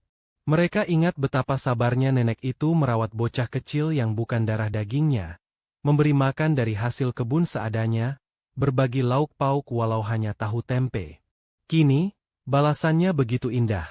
Anak itu pulang sebagai lelaki mapan, sukses, dan yang terpenting, masih ingat akar kasih sayang yang membesarkannya. Arga duduk bersila di lantai bambu, masih memegang tangan Mbah Lastri erat-erat. "Embah, aku ora pengin lunga maneh. Saben taun, saben dina, aku tansah kelingan omah iki, kelingan pawon iki, kelingan suara embah nyanyake tembang dolanan nalika aku turu. Aku ieso sukses saiki mung mergo embah sing wis ngajari aku ora gampang nyerah." Mbah Lastri menepuk-nepuk bahunya, lalu berkata lirih, "Kabeh kui dudu saka embah, le. Kabeh saka Gusti Allah. Embah mung dadi dalan. Nanging yen saiki kowe eling lan bali, iku tandha nek kowe wis ngerti, urip iki ora mung kanggo awake dhewe, nanging kanggo wong-wong sing tau menehi kebaikan marang awake." Mendengar itu, air mata Arga kembali jatuh. Ingatannya melayang ke masa-masa pahit yang akan ia ceritakan nanti. Tidur di terminal, bekerja serabutan, hingga hampir menyerah dalam hidup. Namun malam itu, ia memilih untuk tidak mengingat luka, hanya ingin menikmati rasa hangat pulang. Di luar, suara obrolan warga masih terdengar. Namun perlahan, Satu persatu mulai meninggalkan rumah Mbah Lastri, merasa tak ingin mengganggu pertemuan yang begitu sakral. Hanya tersisa keheningan malam, cahaya lampu teplok, dan suara jangkrik yang bersahutan. Arga akhirnya duduk lebih dekat, memeluk Mbah Lastri erat-erat. Pelukan itu panjang, lama, tanpa kata-kata. Dalam pelukan itu, ia seakan kembali menjadi bocah kecil yang dulu berlari-lari di pematang sawah, kembali menjadi anak yang setiap malam menempel di samping neneknya, kembali menjadi bagian yang tak pernah terpisahkan. Mbah Aah, suaranya parau lagi. Aku janji, wiwit saiki, aku ora bakal gawe mbah ngerasake sepi maneh. Dan malam itu, tangis rindu benar-benar pecah, bukan hanya dari dua orang yang bertemu kembali, melainkan juga dari hati-hati para tetangga yang menyaksikan. Semua tersentuh, semua merasakan keajaiban yang lahir dari cinta tulus seorang nenek pada cucu asuhnya. Malam semakin larut, suara serangga di persawahan mulai mendominasi keheningan desa. Lampu minyak di ruang tamu rumah bambu itu berkelip-kelip, sesekali redup tertiup angin yang menyusup lewat celah dinding. Mbah Lastri dan Arga masih duduk berdampingan, tangan mereka tak lepas dari genggaman. Tangis haru yang pecah sebelumnya kini mulai mereda, berganti dengan suasana hening yang syarat makna. Mbah Lastri menatap wajah Arga dengan seksama, seolah berusaha menyingkap semua rahasia yang tersembunyi di balik senyum tipisnya. Meski tampak gagah, rapih dengan pakaian berkelas, ada sorot mata yang menyimpan ribuan kisah pilu. Arga, yang kini disegani banyak orang, ternyata menyimpan perjalanan panjang penuh luka. Suara Mbah Lastri lirih namun jelas, mungguhe Mbah isih ora percaya. Bocah sing bien dolanan bal-balan nganggo bal plastik saiki wis bali nganggo mobil mewah.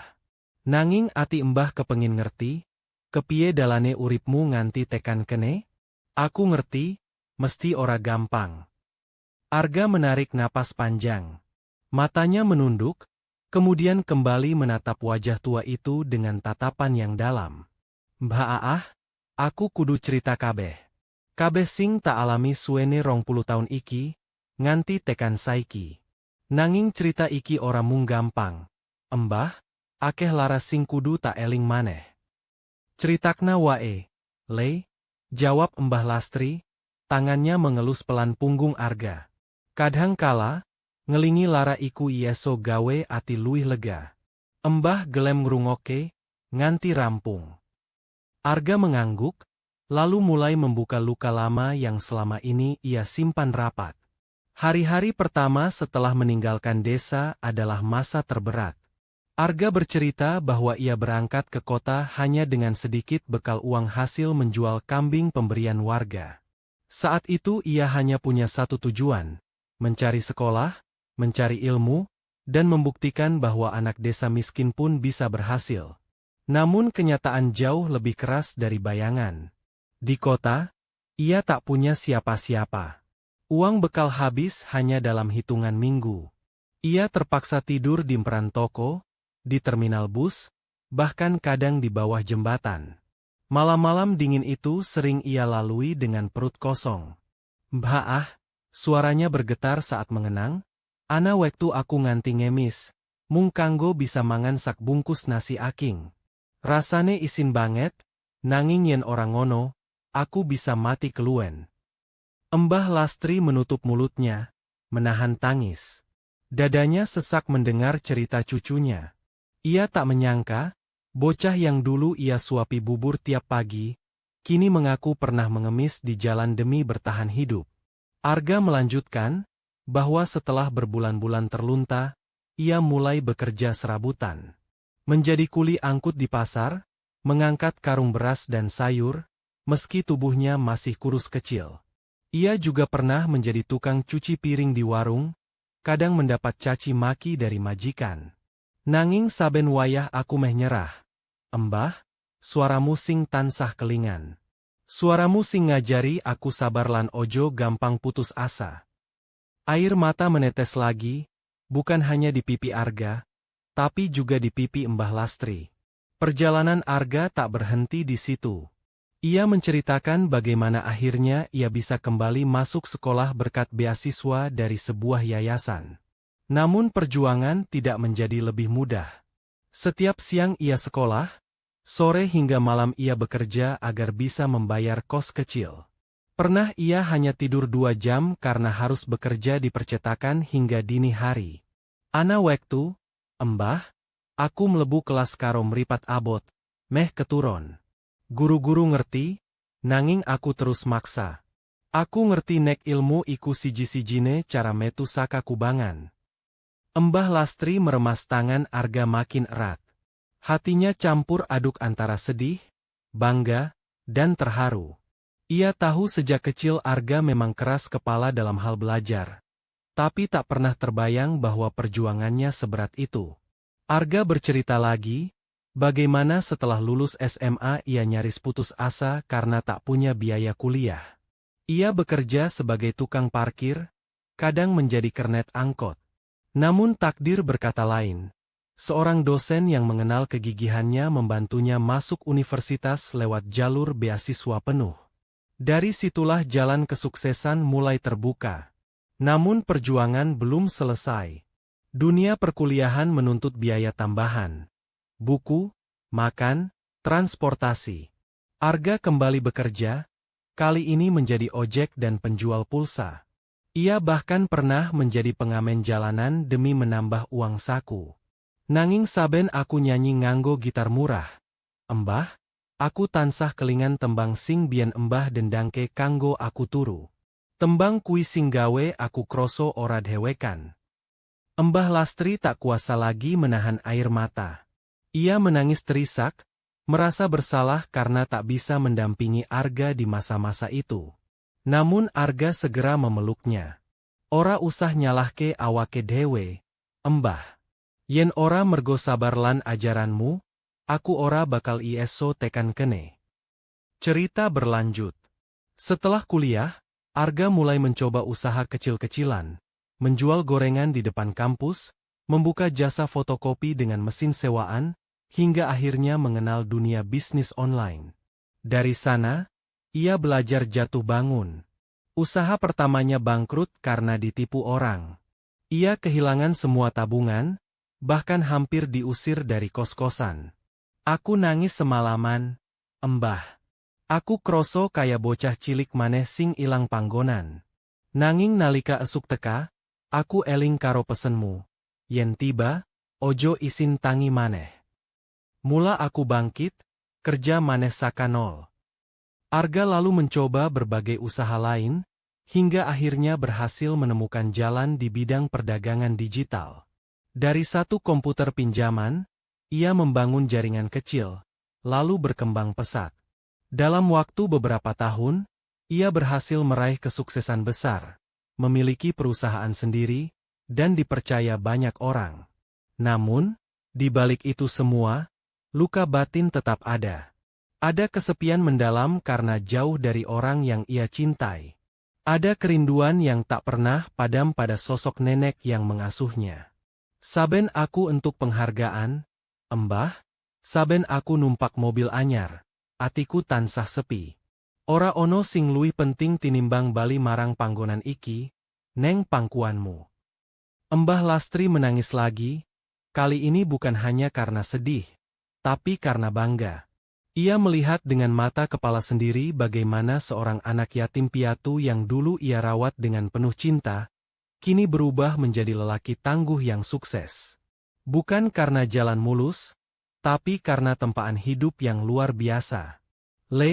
Kowe wis mbukteke, yen wong sing sabar lan ora nyerah bakal diangkat derajate dening Gusti Allah. Embah ora duwe opo-opo kanggo menehi balasan, nanging endonga saben wektu supaya uripmu tansah dirahmati. Arga menunduk, mencium tangan Embah Lastri penuh hormat.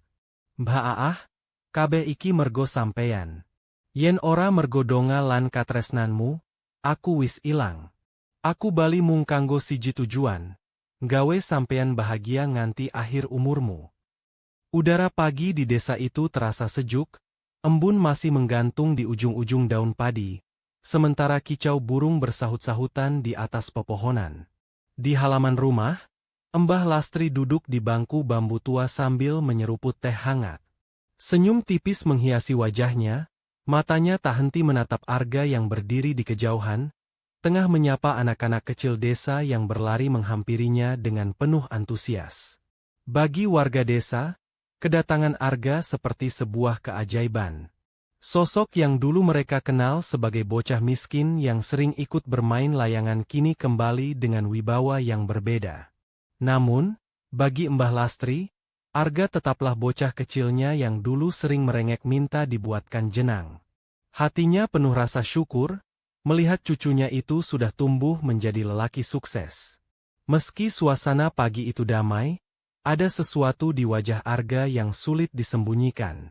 Senyumnya selalu hadir saat menyapa orang lain, tapi ada sorot mata kosong yang sesekali muncul, seolah ada beban berat yang tak terucap. Mbah Lastri yang sudah sepuh cukup peka untuk merasakannya. Ia tahu, kebahagiaan yang terlihat tak selalu mencerminkan isi hati. Ketika anak-anak sudah bubar, Arga kembali mendekat ke beranda. "Mbah, saiki desa iki isih ayem tentrem, ora akeh sing owah. Nanging aku sing owah akeh banget, nganti kadang aku dewe ora ngerti apa aku isi dadi Arga sing biyen." Mbah Lastri menatapnya dengan lembut. "Kowe isih Arga sing biyen, Le. Sing owah mung uripmu, nanging atimu ora tau owah. Nanging Mbah ngerti, ono sing kowe simpen. Critakna, Le. Ojo mung nyimpen piambakan." Arga menarik napas panjang, lalu duduk di samping neneknya. Ia menatap hamparan sawah, seolah mencari kekuatan untuk mengungkapkan luka yang selama ini ia sembunyikan di balik kesuksesan. Arga mulai bercerita tentang kehidupan mewah yang dijalaninya. Ia punya perusahaan besar, rumah megah, dan mobil yang berjejer di garasi. Namun, di balik itu semua, ia sering merasa kosong. "Mbah wong-wong kelingan aku mung yen butuh. Rekan bisnis sing tak kira kancaku malah nyoba ngapusi. Wong-wong sing biyen ora gelem nampa aku, saiki nyedhak mung mergo duitku. Rasane atiku kerep kotong." Ia bercerita bagaimana ia pernah dikhianati oleh orang terdekat. Seorang sahabat yang ia percaya ternyata menyelewengkan uang perusahaan hingga hampir membuatnya bangkrut.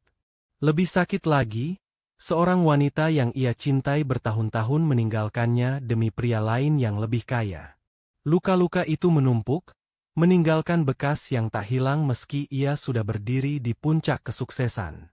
"Mbah suaranya bergetar, "saben wengi aku turu dewekan neng omah gedheku. Ana lampu-lampu kristal sing padhang, nanging atiku peteng. Saben endelok kaca, aku ngrasake sepi sing ora iso ditambani nganggo duit." Mbah Lastri mendengarkan dengan sabar, sesekali mengusap punggung Arga. Matanya berkaca-kaca mendengar cucunya membuka sisi yang tak pernah dilihat orang lain. Arga melanjutkan, bahwa seringkali ia merasa bersalah karena tak lebih cepat pulang. "Aku kangen Mbah saben dina. Nanging saben pengin bali, ana perasaan isin. Aku wedi yen Mbah ora gelem nampa aku maneh. Nanging saiki, bar wis neng kene, aku ngerti, kabeh sing tak goleki nang caba ora ono regane dibanding pangkuanmu, Mbah." Tangisnya pecah, suara beratnya tersendat di dada. Mbah Lastri memeluk Arga erat-erat. "Le, urip iku pancen ngono. Kesuksesan kadhang mung gawe wong lali karo sejati. Nanging kowe ora salah. Kowe wis nglakoni kabeh mergo perjuanganmu dhewe. Yen ana wong ngapusi, yen ana wong ninggal, iku tandha yen Gusti Allah mung arep nuduhake sapa sing sejati ana ing sisihmu. Ojo nganti ati iki kotong maneh. Saiki kowe wis bali, kowe ora dewekan maneh." Kata-kata itu membuat Arga terisak makin keras. Hatinya yang lama terhimpit oleh kesepian kini mulai menemukan obat. Ia menyadari bahwa luka yang ia bawa pulang tidak harus ia tanggung sendirian. Ada seorang nenek tua yang tetap menantinya, yang tak pernah menuntut apapun darinya selain kehadiran.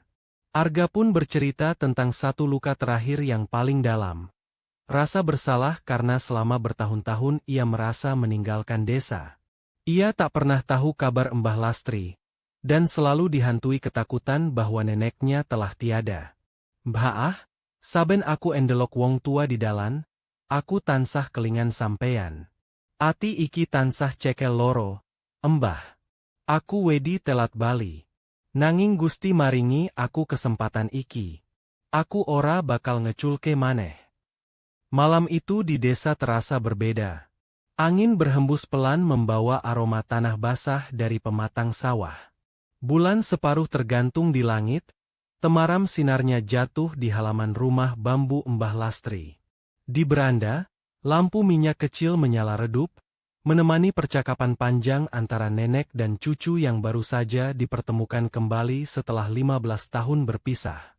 Arga duduk di kursi kayu, tubuhnya agak bersandar. Wajahnya lelah tapi hatinya terasa ringan setelah meluapkan semua cerita tentang luka-luka hidupnya. Di sampingnya, Mbah Lastri duduk bersila, tangan keriputnya sesekali menepuk pelan lutut Arga. Mereka berdua terdiam sejenak, membiarkan keheningan malam berbicara. Namun ada sesuatu yang masih menggantung di udara, sesuatu yang belum sepenuhnya terucap. Dengan suara lirih, Arga akhirnya membuka mulut. Mbah ana siji perkara sing nganti saiki ising ganjel nang atiku. Bab surat-surat panjenengan. Mbah Lastri menoleh, alisnya berkerut. Surat-suratku? Opo maksude, Le? Arga menghela napas panjang, lalu menatap ke arah sawah gelap di kejauhan, seolah mencari keberanian di balik kegelapan. Mbah saben aku ninggal desa iki, aku tansah ngarep-arep entuk kabar saka sampeyan. Aku nunggu surat, saben dina aku takon neng kantor pos, saben minggu aku buka kotak pos. Nanging, ora ono siji wae sing tekan. Aku nganti mikir, opo Mbah wis lali karo aku, opo Mbah ora pengin aku bali maneh. Mbah Lastri tercekat. Suara Arga menusuk hatinya. Ia ingat betul betapa sering ia menulis surat dengan tulisan tangan yang gemetar, kadang huruf-hurufnya miring tak beraturan, kadang tintanya luntur terkena air mata kerinduan. Surat-surat itu selalu ia titipkan pada seseorang di desa yang katanya sering berangkat ke kota. Ia percaya, surat itu akan sampai ke tangan cucunya. Le, suara Mbah Lastri parau, Mbah iki saben wulan nulis surat. Ora mung sepisan, kadang kaping pindho. Mbah cerita kahananku, cerita ayam sing wis ngendhok akeh, cerita kowe sing biyen seneng mangan jagung bakar. Kabeh Mbah titipna, supaya tekan nang kowe. Arga menoleh cepat, matanya melebar. Titipna? Titip marang sapa? Mbah. Mbah Lastri terdiam sejenak, mencoba mengingat dengan jelas. Marang Pak Darmin, wong sing biyen kerep dagang beras menyangkut dheweke sing janji arep ngirimke. Arga menggertakkan rahangnya. Rasa marah dan kecewa bercampur jadi satu. Ia ingat jelas, nama itu bukan asing baginya. Sosok Pak Darmin memang pernah muncul lagi dalam hidupnya. Tapi bukan dalam bentuk kebaikan. Arga teringat saat masih berjuang di kota, ia pernah mendengar kabar samar bahwa ada orang desa yang sengaja menahan informasi tentang dirinya. Waktu itu ia tak percaya. Namun malam ini, semuanya seolah menemukan jawaban. Mbah suara Arga bergetar. Surat-surat iku ora tau tekan nang aku. Ana sing sengaja nyegah. Ana sing ora pengin aku ngertien Mbah tansah ngelingi aku. Mbah Lastri memejamkan mata. Air mata menetes perlahan membasahi pipinya yang keriput. Ia merasa dadanya sesak, bukan karena marah, tapi karena perasaan campur aduk. Ada rasa perih karena selama ini kerinduannya terhalang oleh ulah seseorang. Tapi juga ada rasa syukur karena akhirnya terjawab sudah misteri mengapa tak pernah ada balasan dari Arga. Astagfirullah, dadi ngene rupane. Gusti, bisik Mbah Lastri lirih, tangisnya pecah. Arga segera memegang tangan neneknya. Mbah ojo nangis. Aku sing kudu caluk ngapura. Aku salah sangka, aku pikir Mbah wis lali karo aku. Padahal embah tansah ngelingi. Aku sing kudu nyuwun pangapunten, wis nganti mikir sing ora-ora. Tangisan mereka berdua berpadu.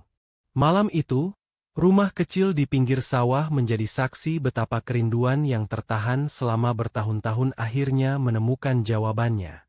Beberapa saat kemudian, setelah tangis mereka mereda, Mbah Lastri mengusap matanya dengan ujung jarik.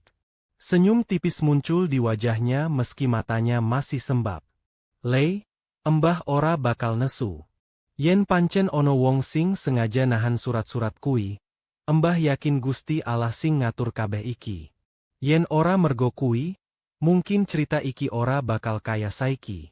Sampean ora bakal ngerti tenane rasa kangen sing Mbah simpen. Gusti sengaja ngatur wektu sing paling pas kanggo nglumpukne awake dewe maneh." Arga terdiam, hatinya diguncang oleh kebesaran jiwa neneknya. Ia sendiri merasa ingin marah, ingin menuntut keadilan, tapi melihat ketulusan Mbah Lastri, amarahnya perlahan mereda. Ia sadar, jika neneknya saja mampu memaafkan, mengapa ia harus menambahkan luka dengan kebencian? "Mbah, aku janji. Aku ora bakal ninggal sampeyan maneh. Kabeh sing kelangan, kabeh surat sing ditahan, kabeh wektu sing ilang, bakal tak ganti karo kebahagiaan saiki. Aku arep nyukupi saben dina Mbah, nganti Mbah orang ngrasake sepi maneh." Mbah Lastri tersenyum, meski air mata masih menetes. "Lei, sing Mbah butuhake dudu bandha utawa sugih. Sing Mbah karep mung kowe anakene, kowe sehat, kowe eling sapa sing gawa kowe tekan panggonan saiki.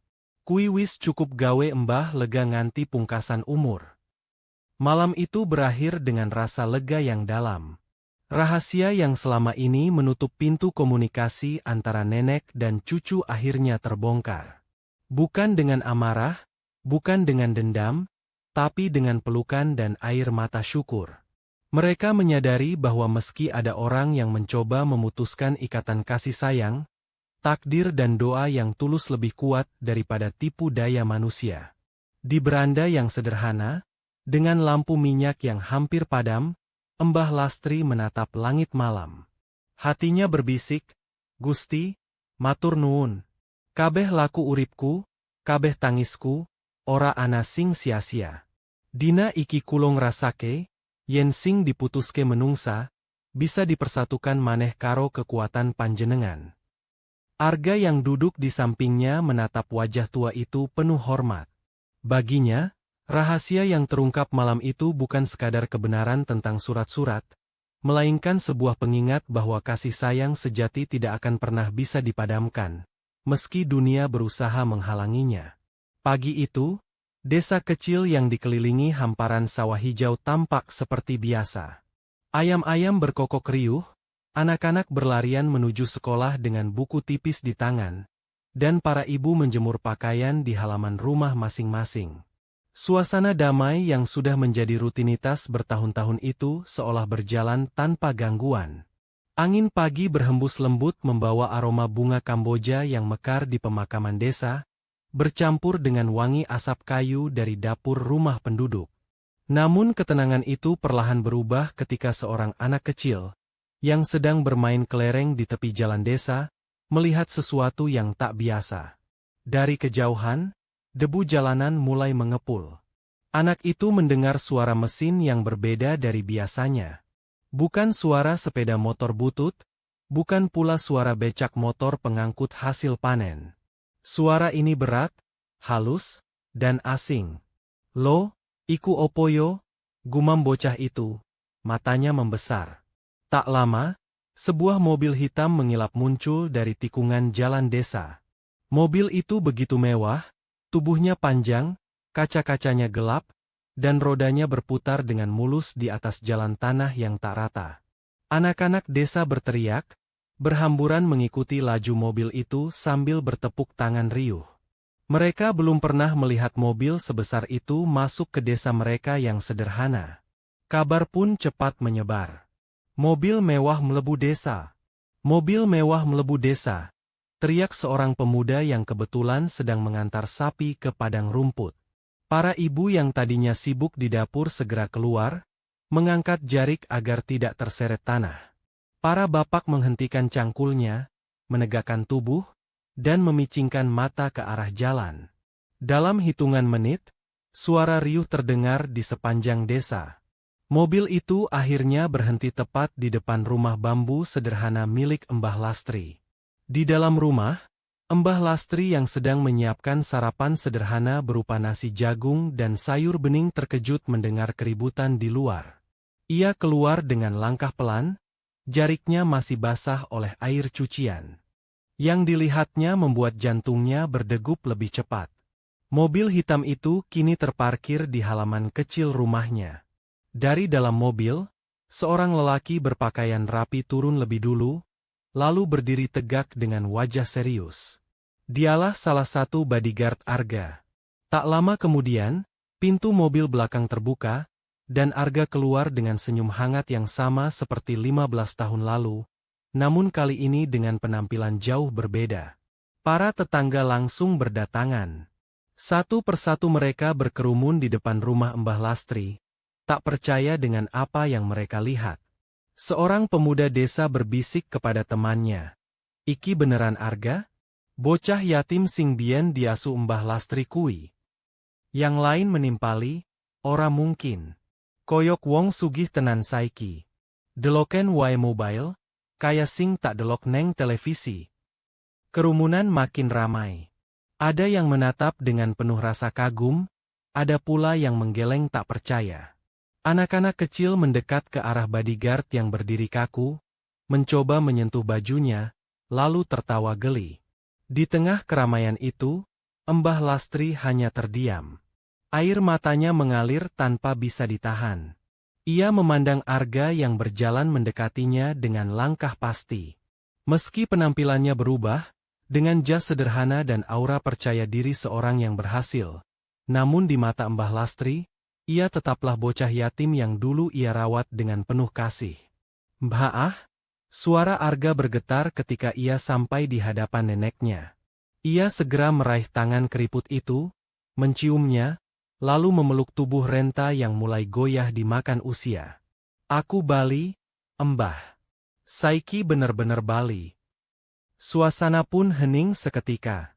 Orang-orang desa yang berkerumun terpaku menyaksikan momen haru itu. Mereka tak lagi sibuk berbisik-bisik, hanya bisa memandang dengan rasa takjub. Namun setelah beberapa detik, riuh kembali pecah. Seorang ibu berteriak sambil menepuk bahu tetangganya. Gusti Allah, beneran iki Arga. Bocah sing bien kere banget, saiki bali karo mobil mewah. Kabar itu menyebar lebih cepat dari angin. Dalam hitungan jam, hampir seluruh penduduk desa berdatangan. Ada yang datang hanya karena penasaran, ada yang sungguh-sungguh ingin menyaksikan, ada pula yang membawa anak-anak mereka sambil berkata, "Iki loh, nak, yen urip sing sabar lan gelem nyambut gawe, bisa dadi wong berhasil." Mbah Lastri merasa rumahnya berubah menjadi lautan manusia.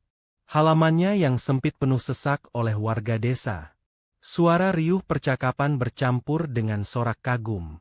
Arga yang berdiri di samping neneknya menatap kerumunan itu dengan mata berkaca-kaca.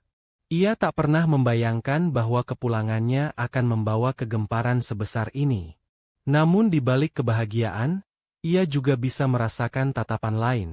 Tatapan penuh tanda tanya, bahkan sedikit iri. Beberapa orang tampak hanya menggeleng-geleng, seolah masih sulit percaya. Momen itu terasa semakin dramatis ketika lonceng mushola desa berbunyi, menandakan waktu duha. Suara denting logam itu bercampur dengan hiruk-pikuk kerumunan, seolah memberi tanda bahwa desa kecil ini sedang menyaksikan sebuah sejarah baru. Arga memeluk Mbah Lastri lebih erat, sementara nenek itu berbisik lirih di telinganya. "Lei, deloken. Kabeh wong desa saiki ngerti, kowe sing bien ora duwe apa-apa, saiki bali karo keberkahan. Nanging elinga, sing penting dudu mobil utawa bodyguard, sing penting ati sing tetep ikhlas lan eling marang Gusti." Arga mengangguk, air matanya menetes. Ia sadar, Kegemparan desa hanyalah awal dari perjalanan baru yang akan ia jalani bersama neneknya. Pagi itu, matahari menyapa dengan lembut di ufuk timur, menyinari hamparan sawah yang mulai menguning. Embun masih menempel di ujung-ujung daun padi, berkilau seperti mutiara kecil ketika tersapu cahaya mentari. Di halaman rumah sederhana berdinding bambu, Mbah Lastri duduk di kursi kayu tuanya sambil menyeruput teh hangat. Tangannya yang mulai berkeriput bergetar pelan ketika ia mengangkat cangkir. Namun matanya berbinar penuh rasa syukur. Ia merasa hari itu berbeda. Lebih teduh, lebih tenang, seakan dunia sedang mempersiapkan sesuatu yang indah untuknya. Di sampingnya, Arga duduk santai dengan kemeja putih sederhana, jauh dari kesan mewah seperti saat pertama kali datang dengan mobil hitam dan bodyguard. Ia memilih menanggalkan citra pengusaha besar saat bersama neneknya, karena ia ingin kembali menjadi Arga kecil yang dulu selalu dikeloni Mbah Lastri setiap malam. "Endok, teh ini enak tuh?" "Masih sama seperti dulu, teh tubruk dari warung Bu Samin," ucap Mbah Lastri dengan senyum lebar. Arga meneguk sedikit, lalu mengangguk. "Enak sekali, Embok. Rasanya lebih enak daripada kopi di kafe-kafe kota. Mungkin karena diminum bareng Mbah, jadi tambah nikmat." Mbah Lastri terkekeh kecil, matanya berkaca-kaca. Setiap ucapan Arga selalu berhasil membuatnya kembali merasa muda, seakan semua pengorbanannya selama ini tidak sia-sia. Hari itu, Arga meminta agar neneknya tidak banyak bekerja. "Mbah, sudah biarkan saja kebun itu. Biar nanti ada orang yang bantu urus. Sekarang waktunya Mbah istirahat, menikmati hidup." Namun, Mbah Lastri hanya tersenyum dan menjawab, "Ora popo, ga. Badan ini kalau tidak digerakkan malah tambah sakit. Lagi pula, Mbah senang kalau bisa tetap menanam dan merawat hewan-hewan. Itu yang bikin Mbah merasa hidup." Arga mengangguk, tak ingin membantah. Ia tahu neneknya adalah perempuan tangguh yang tidak suka bermalas-malasan. Tapi di dalam hatinya, Arga sudah menyiapkan sesuatu yang akan mengubah kehidupan Mbah Lastri. Sesuatu yang lebih besar dari sekadar menemani sore dengan teh hangat. Siang harinya, Arga mengajak Mbah Lastri berjalan ke tanah lapang di samping rumah bambu mereka. Di sana, berdiri sebuah bangunan baru yang beberapa hari sebelumnya sudah disiapkan secara diam-diam oleh Arga dan timnya. Bangunan itu belum sepenuhnya selesai, namun wujudnya sudah terlihat jelas. Sebuah rumah kokoh dengan dinding bata rapi, atap genteng merah, jendela kaca lebar, dan halaman kecil yang ditata bersih. Mbah Lastri tertegun, langkahnya terhenti. "Iki opo, ga?" tanyanya dengan suara bergetar. Arga menggenggam tangan neneknya pelan. "Ini, rumah untuk Mbah." Arga bangun rumah baru di samping rumah lama. Supaya Mbah tidak kehujanan lagi kalau genteng bocor. Supaya Mbah tidak kedinginan kalau angin malam masuk dari sela bambu. Dan supaya Mbah punya tempat yang lebih nyaman untuk menikmati hari tua. Air mata Mbah Lastri jatuh begitu saja. Ia menatap rumah itu dengan pandangan tak percaya.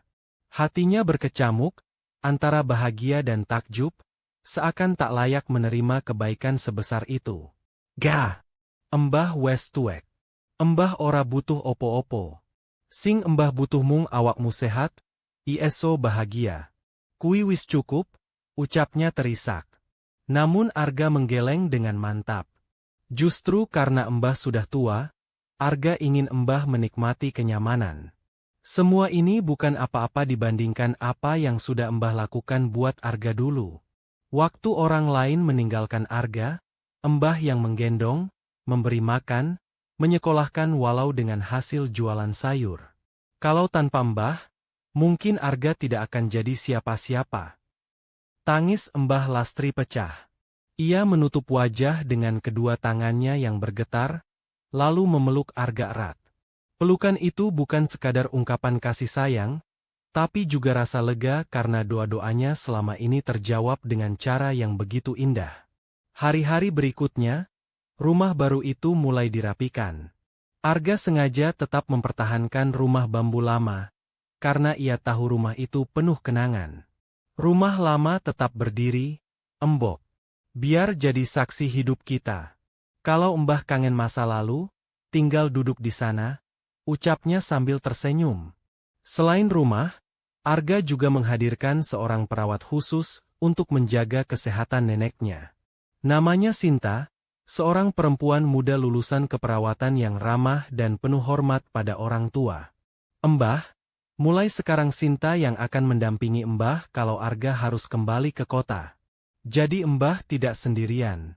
Kalau butuh apa-apa, tinggal bilang, ujar Arga. Mbah Lastri sempat menolak. Ora usah, ga. Mbah isih kuat ngurus awak dewe. Namun Arga bersikeras. Mbah, biarkan Arga tenang. Arga ingin ada yang selalu memperhatikan kesehatan Mbah. Ini bukan berarti Mbah tidak kuat, tapi supaya Mbah lebih nyaman. Akhirnya Mbah Lastri mengalah, meski hatinya tetap rendah hati dan merasa belum pantas menerima semua itu. Malam itu, setelah semua pekerja pulang, Mbah Lastri duduk di beranda rumah baru. Lampu-lampu terang menerangi halaman, berbeda sekali dengan rumah bambunya yang hanya ditemani lampu minyak redup. Ia mengusap kursi kayu baru yang masih mengilap, lalu menghela napas panjang. Gusti, kulo niki sinten, ngantos panjenengan maringi berkah kados mekaten. Gumamnya lirih, berdoa dengan mata basah. Arga yang duduk di sampingnya mendengar doa itu. Ia menggenggam tangan neneknya lagi, kali ini lebih erat. Mbah, semua ini belum seberapa. Kalau Arga bisa, Arga akan kasih seluruh dunia untuk Mbah. Tapi Arga tahu, hadiah terbesar yang Mbah butuhkan hanyalah kebersamaan kita. Mbah Lastri tersenyum dalam tangis. Iyo, ga. Kebersamaan iki sing paling larang regane. Opo gunane omah gedeyen atine sepi? Opo gunane bandha akeh yen ora ono sing sayang? Mereka berdua larut dalam percakapan penuh makna, ditemani suara jangkrik di kejauhan. Hari berganti, kabar tentang rumah baru Mbah Lastri segera menyebar ke seluruh desa. Banyak tetangga yang datang berkunjung, sebagian hanya ingin melihat, sebagian lain mengucapkan selamat. Ada yang iri, ada yang kagum, tapi lebih banyak yang ikut bahagia. Wah, Mbah Lastri saiki wis enduwe omah anyar. Mugi tansah sehat nggih. Mbah, ucap Bu Samin sambil tersenyum. Namun Mbah Lastri selalu menjawab dengan rendah hati. Iki kabeh dudu amarga aku, nanging amarga anak sing tak rawat wes eso balek, nggawa berkah. Iki kabeh berkah Gusti Allah. Di malam yang sepi, setelah semua tamu pulang, Mbah Lastri duduk lagi di kursi beranda rumah lamanya. Ia menatap rumah baru yang berdiri megah di sampingnya, lalu mengusap air mata haru. Dalam hati ia berbisik, ternyata benar, ga. Kebaikan sekecil apapun ora bakal ilang. Mbah mung nyirami wiji kecil wektu kui, lan saiki kowe wes dadi wit gede sing maringi teduh kanggo akeh wong. Hatinya penuh rasa syukur. Ia merasa semua pengorbanan, semua kesendirian, semua doa yang tak pernah putus akhirnya terjawab dengan indah. Sore itu langit desa tampak teduh, awan putih berarak pelan, dan angin membawa bau wangi tanah basah setelah gerimis kecil. Di halaman rumah barunya yang masih terasa asing, Mbah Lastri duduk bersama Arga. Mereka tidak banyak bicara, hanya menikmati teh hangat yang mengepul di cangkir tanah liat. Sesekali suara ayam berkokok terlambat terdengar dari kejauhan, bersahutan dengan lolongan anjing tetangga. Suasana begitu damai, seakan desa memang dirancang untuk menenangkan hati siapa saja yang lelah. Arga menatap wajah Mbah Lastri yang tampak tenang dalam usia senjanya. Garis keriput itu bercerita tentang ribuan hari penuh perjuangan, ribuan doa yang tak pernah henti, dan ribuan luka yang disimpan sendiri. Namun sore itu, ada sesuatu yang ingin Arga bicarakan. Sesuatu yang ia simpan di hatinya bertahun-tahun, menunggu saat tepat untuk keluar. Mbah, Arga membuka suara pelan. Boleh Arga tanya sesuatu? Tentang masa lalu. Mbah Lastri terdiam sejenak, jemarinya yang berkeriput mengetuk perlahan bibir cangkir. Ia tahu cepat atau lambat pertanyaan itu akan muncul. Ga, opo sing pengin kowe ngerti? Arga menarik napas panjang, menunduk sebentar sebelum berani menatap wajah neneknya. Tentang orang tua kandung Arga. Tentang kenapa mereka meninggalkan Arga. Mbah selalu bilang Arga anak yatim. Tapi, apa benar mereka pergi begitu saja? Atau ada cerita lain? Pertanyaan itu mengguncang hati Mbah Lastri. Matanya berkaca-kaca, namun ia tersenyum lirih, mencoba menenangkan Arga. Ga, ana perkara sing luwi abot tinimbang sing eso diceritakake karo kata-kata. Wektu kui, wong tuamu, ora ninggal kowe mergo ora sayang. Ning mergo keadaan sing angel banget. Arga terdiam, dadanya sesak. Apa yang sebenarnya terjadi, Mbah? Mbah Lastri menatap jauh ke arah sawah, matanya seperti menembus masa lalu. Ibumu, Sari, iku cah ayu sing sabar. Bapakmu, Wira, wong sregep, kerja kuli bangunan. Wektu kowe lahir, keluarga iki bahagia meski miskin. Ning wektu umurmu durung genap 3 tahun, bapakmu kecelakaan kerja. Ambruk saka bangunan. Ora langsung mati, ning sakniki awake ringkih, ora ieso kerja maneh. Arga menahan napas, hatinya bergetar mendengar potongan kisah itu. Ibumu berjuang, kerja apa wae. Jualan gorengan, bersih-bersih rumah wong, nganti kadang enja sawah wong lia. Ning penghasilan kui ora cukup kanggo ngobati bapakmu. Hutang numpuk. Wong-wong akeh sing nyalahke, nganti ana sing nganggep bapakmu beban. Mbah Lastri berhenti sebentar, suaranya tercekat. Air mata mulai jatuh di pipinya. Wektu kowe umur 4, bapakmu meninggal. Ibuku, ibumu, ora kuat nahan tekanan hutang, hinaan, lan rasa putus asa. Wektu kui dheweke titipke kowe karo mbah, karo janji bakal bali yen wis kuat. Ning nganti saiki, dheweke ora pernah bali. Arga menunduk, matanya panas menahan tangis. Selama ini ia tumbuh dengan keyakinan bahwa ia benar-benar ditinggalkan, tanpa alasan. Ternyata kebenaran jauh lebih rumit. Jadi, ibu masih hidup, Mbah? Mbah Lastri mengangguk pelan. Mbah krungu kabar, ibumu pindah kerja ke luar kota. Ning ora ono kabar maneh. Mbah uga ora ngerti endi alamat persis. Wektu kui mbah mikir, lui becik kowe gede tanpa nunggu janji sing ora pasti. Ning saben malam, mbah ndongakno supaya ibumu ieso slamet lan sehat. Arga menggenggam tangan neneknya, erat sekali. Air matanya jatuh tanpa bisa ditahan. Mbah, kenapa tidak pernah cerita? Kenapa harus disimpan sendiri? Mbah Lastri tersenyum getir. Kowe wis cukup ngalami susah, Ga. Mbah ora pengin ati kowe kebeban karo masa lalu wong tuamu. Mending mbah dadi tembok sing nahan kabeh, biar kowe ieso tumbuh tanpa kebencian. Hening panjang menyelimuti mereka. Suara jangkrik mulai terdengar, menambah syahdu sore itu. Arga menutup wajah dengan kedua tangannya, lalu menatap neneknya lagi. Mbah, Arga ora dendam. Justru Arga pengin maafin. Kalau ibu masih hidup, Arga ingin ketemu. Bukan untuk menuntut, tapi untuk bilang, Arga baik-baik saja. Arga sudah sukses, sudah bahagia, dan semua itu berkat doa serta pengorbanan Mbah. Mbah Lastri meneteskan air mata bahagia. Ia tahu bahwa cucu angkatnya itu benar-benar tumbuh menjadi manusia berhati besar.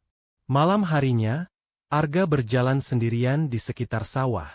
Angin dingin menusuk kulit, tapi pikirannya justru hangat. Ia teringat masa-masa kecil, tidur di dipan bambu, makan dengan lauk tempe goreng dan sambal terasi, dan suara lembut Mbah Lastri menina bobokan. Semua itu membuatnya sadar, Ia tidak kekurangan kasih sayang. Justru ia berlimpah. Langkahnya terhenti di pematang sawah.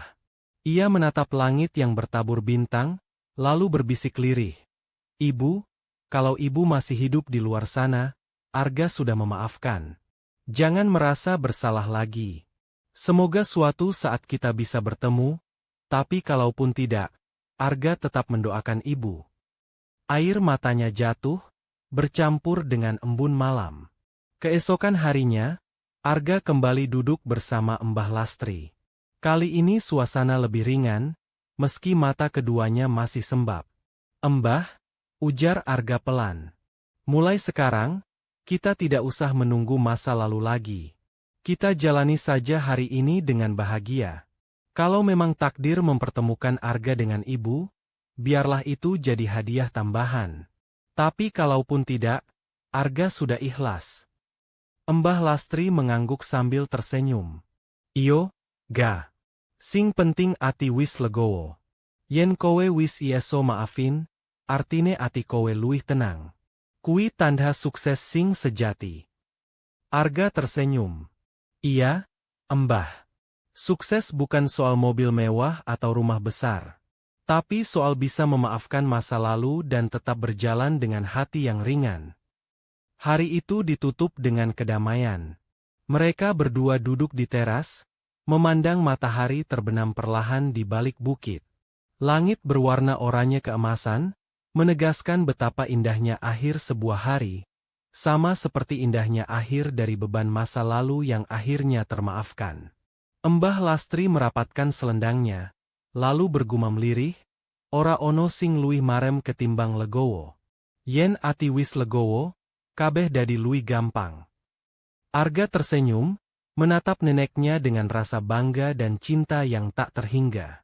Ia merasa lebih ringan, lebih bebas, seakan rantai masa lalu yang membelenggunya telah terlepas. Pagi itu, desa diselimuti kabut tipis.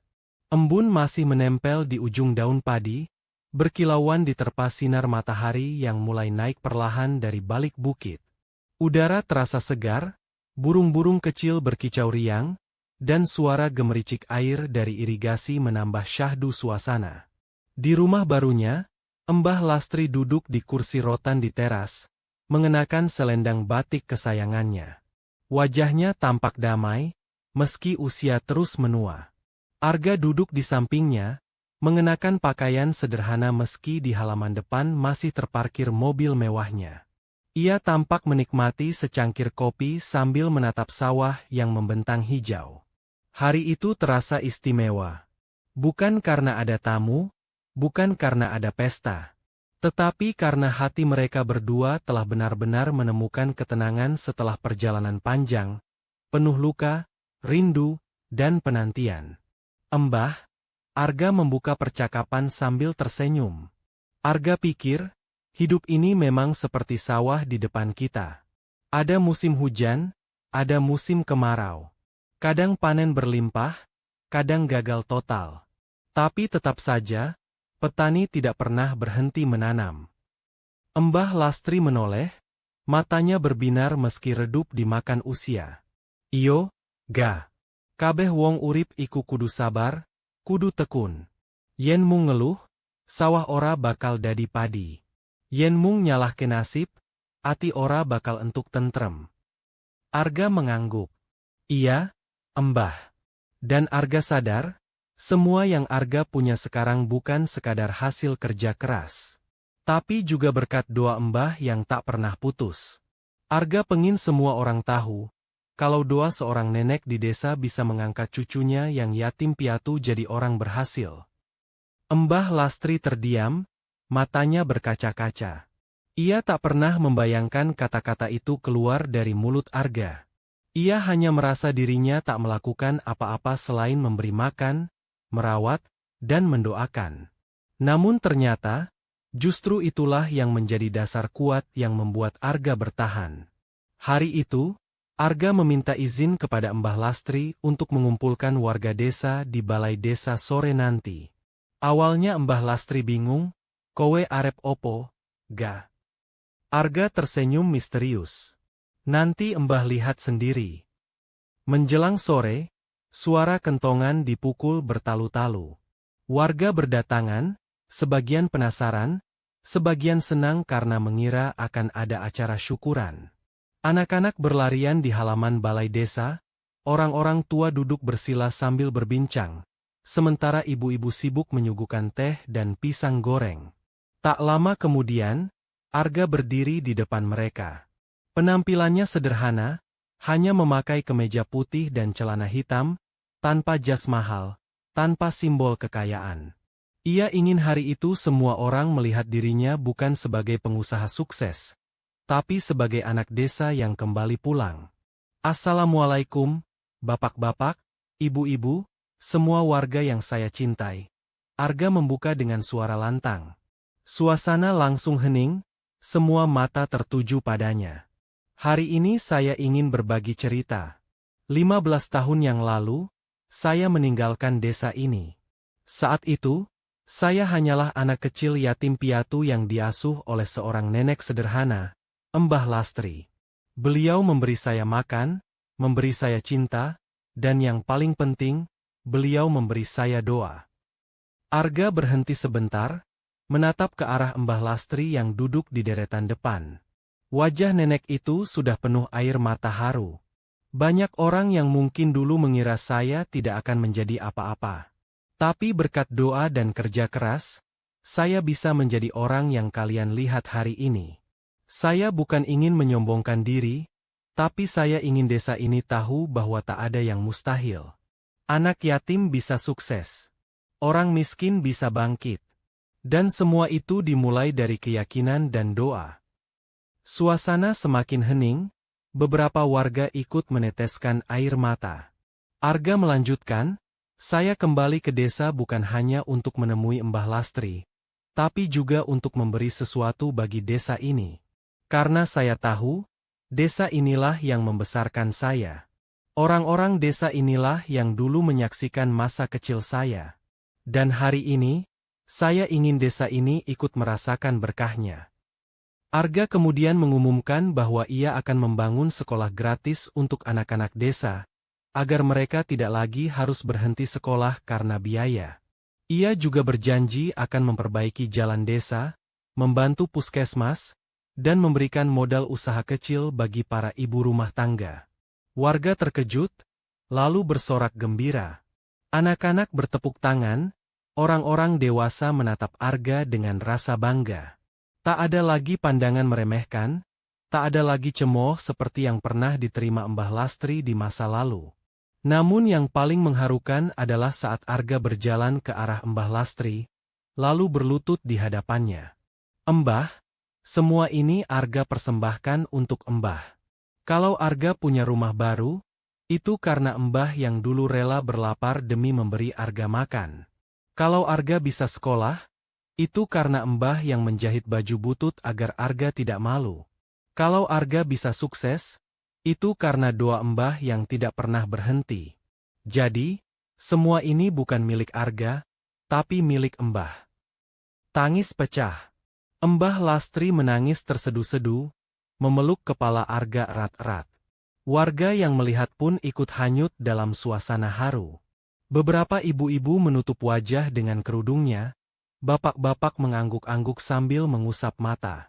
Malam itu, setelah acara selesai, desa terasa berbeda.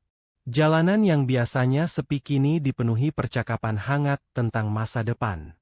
Anak-anak berlarian dengan senyum lebar, membayangkan mereka bisa sekolah tanpa takut putus di tengah jalan. Di rumah, Mbah Lastri duduk kembali di kursi rotan kesayangannya. Ia menatap Arga yang sibuk membereskan sisa makanan dari warga. Senyumnya tak pernah lepas. "Ga?" katanya lirih. Arga menoleh. "Ya, Mbah. Saiki Mbah Ieso mati tenang. Endeleng kowe Ieso dadi wong, Ieso ngrasake urip sing luwih apik, lan Ieso nggawa manfaat kanggo wong akeh. Kuwi wes cukup. Ora ono sing luwih marem ketimbang kuwi." Arga terdiam, dadanya sesak. Ia menghampiri neneknya, menggenggam tangan yang keriput itu erat sekali. Embah jangan bicara soal mati. Arga masih butuh Embah. Arga pengen Embah tetap di samping Arga, supaya Arga tidak lupa siapa dirinya. Embah Lastri tersenyum. Urip lan mati urusan Gusti Allah, ga. Ning Embah wis lega, wis ayem. Yen awak iki ora ana maneh, kowe kudu tetep eling. Sukses sejati kui dudu mobil mewah, dudu omah gede, ning ati sing ieso nrimo lan ikhlas. Malam itu, setelah doa bersama, Embah Lastri tertidur dengan tenang di kamarnya. Wajahnya damai, seakan semua beban sudah hilang. Arga duduk lama di sampingnya, menggenggam tangannya hingga ia ikut terlelap. Dan esok paginya, kabar mengejutkan datang. Embah Lastri berpulang dalam tidurnya, dengan wajah tersenyum, seolah ia benar-benar telah menemukan ketenangan sejati. Arga menangis, tapi bukan tangis putus asa, melainkan tangis syukur, karena ia tahu Embah Lastri pergi dengan bahagia, setelah menyaksikan cucu angkatnya kembali pulang, sukses, dan membawa manfaat bagi banyak orang. Pemakaman Embah Lastri menjadi peristiwa besar di desa. Warga berdatangan, bukan hanya untuk mengantarkan jasadnya, tapi juga untuk menghormati perjuangan seorang nenek sederhana yang telah membesarkan seorang anak yatim menjadi orang berhasil. Di pusara Embah Lastri, Arga berdiri dengan mata sembab. Embah, terima kasih. Arga janji akan terus menjaga amanah ini. Arga akan terus berbuat baik, agar doa-doa Embah tidak sia-sia. Angin berhembus lembut, seakan membawa doa itu ke langit. Kisah ini ditutup dengan pelajaran penting.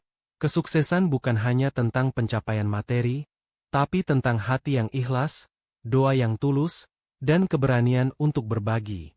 Embah Lastri mengajarkan bahwa cinta dan doa seorang nenek mampu mengubah jalan hidup seorang anak yatim. Dan Arga membuktikan bahwa masa lalu yang pahit bisa menjadi pijakan menuju masa depan yang indah. Akhir ini memang penuh air mata, tapi bukan tangisan duka, melainkan tangisan syukur.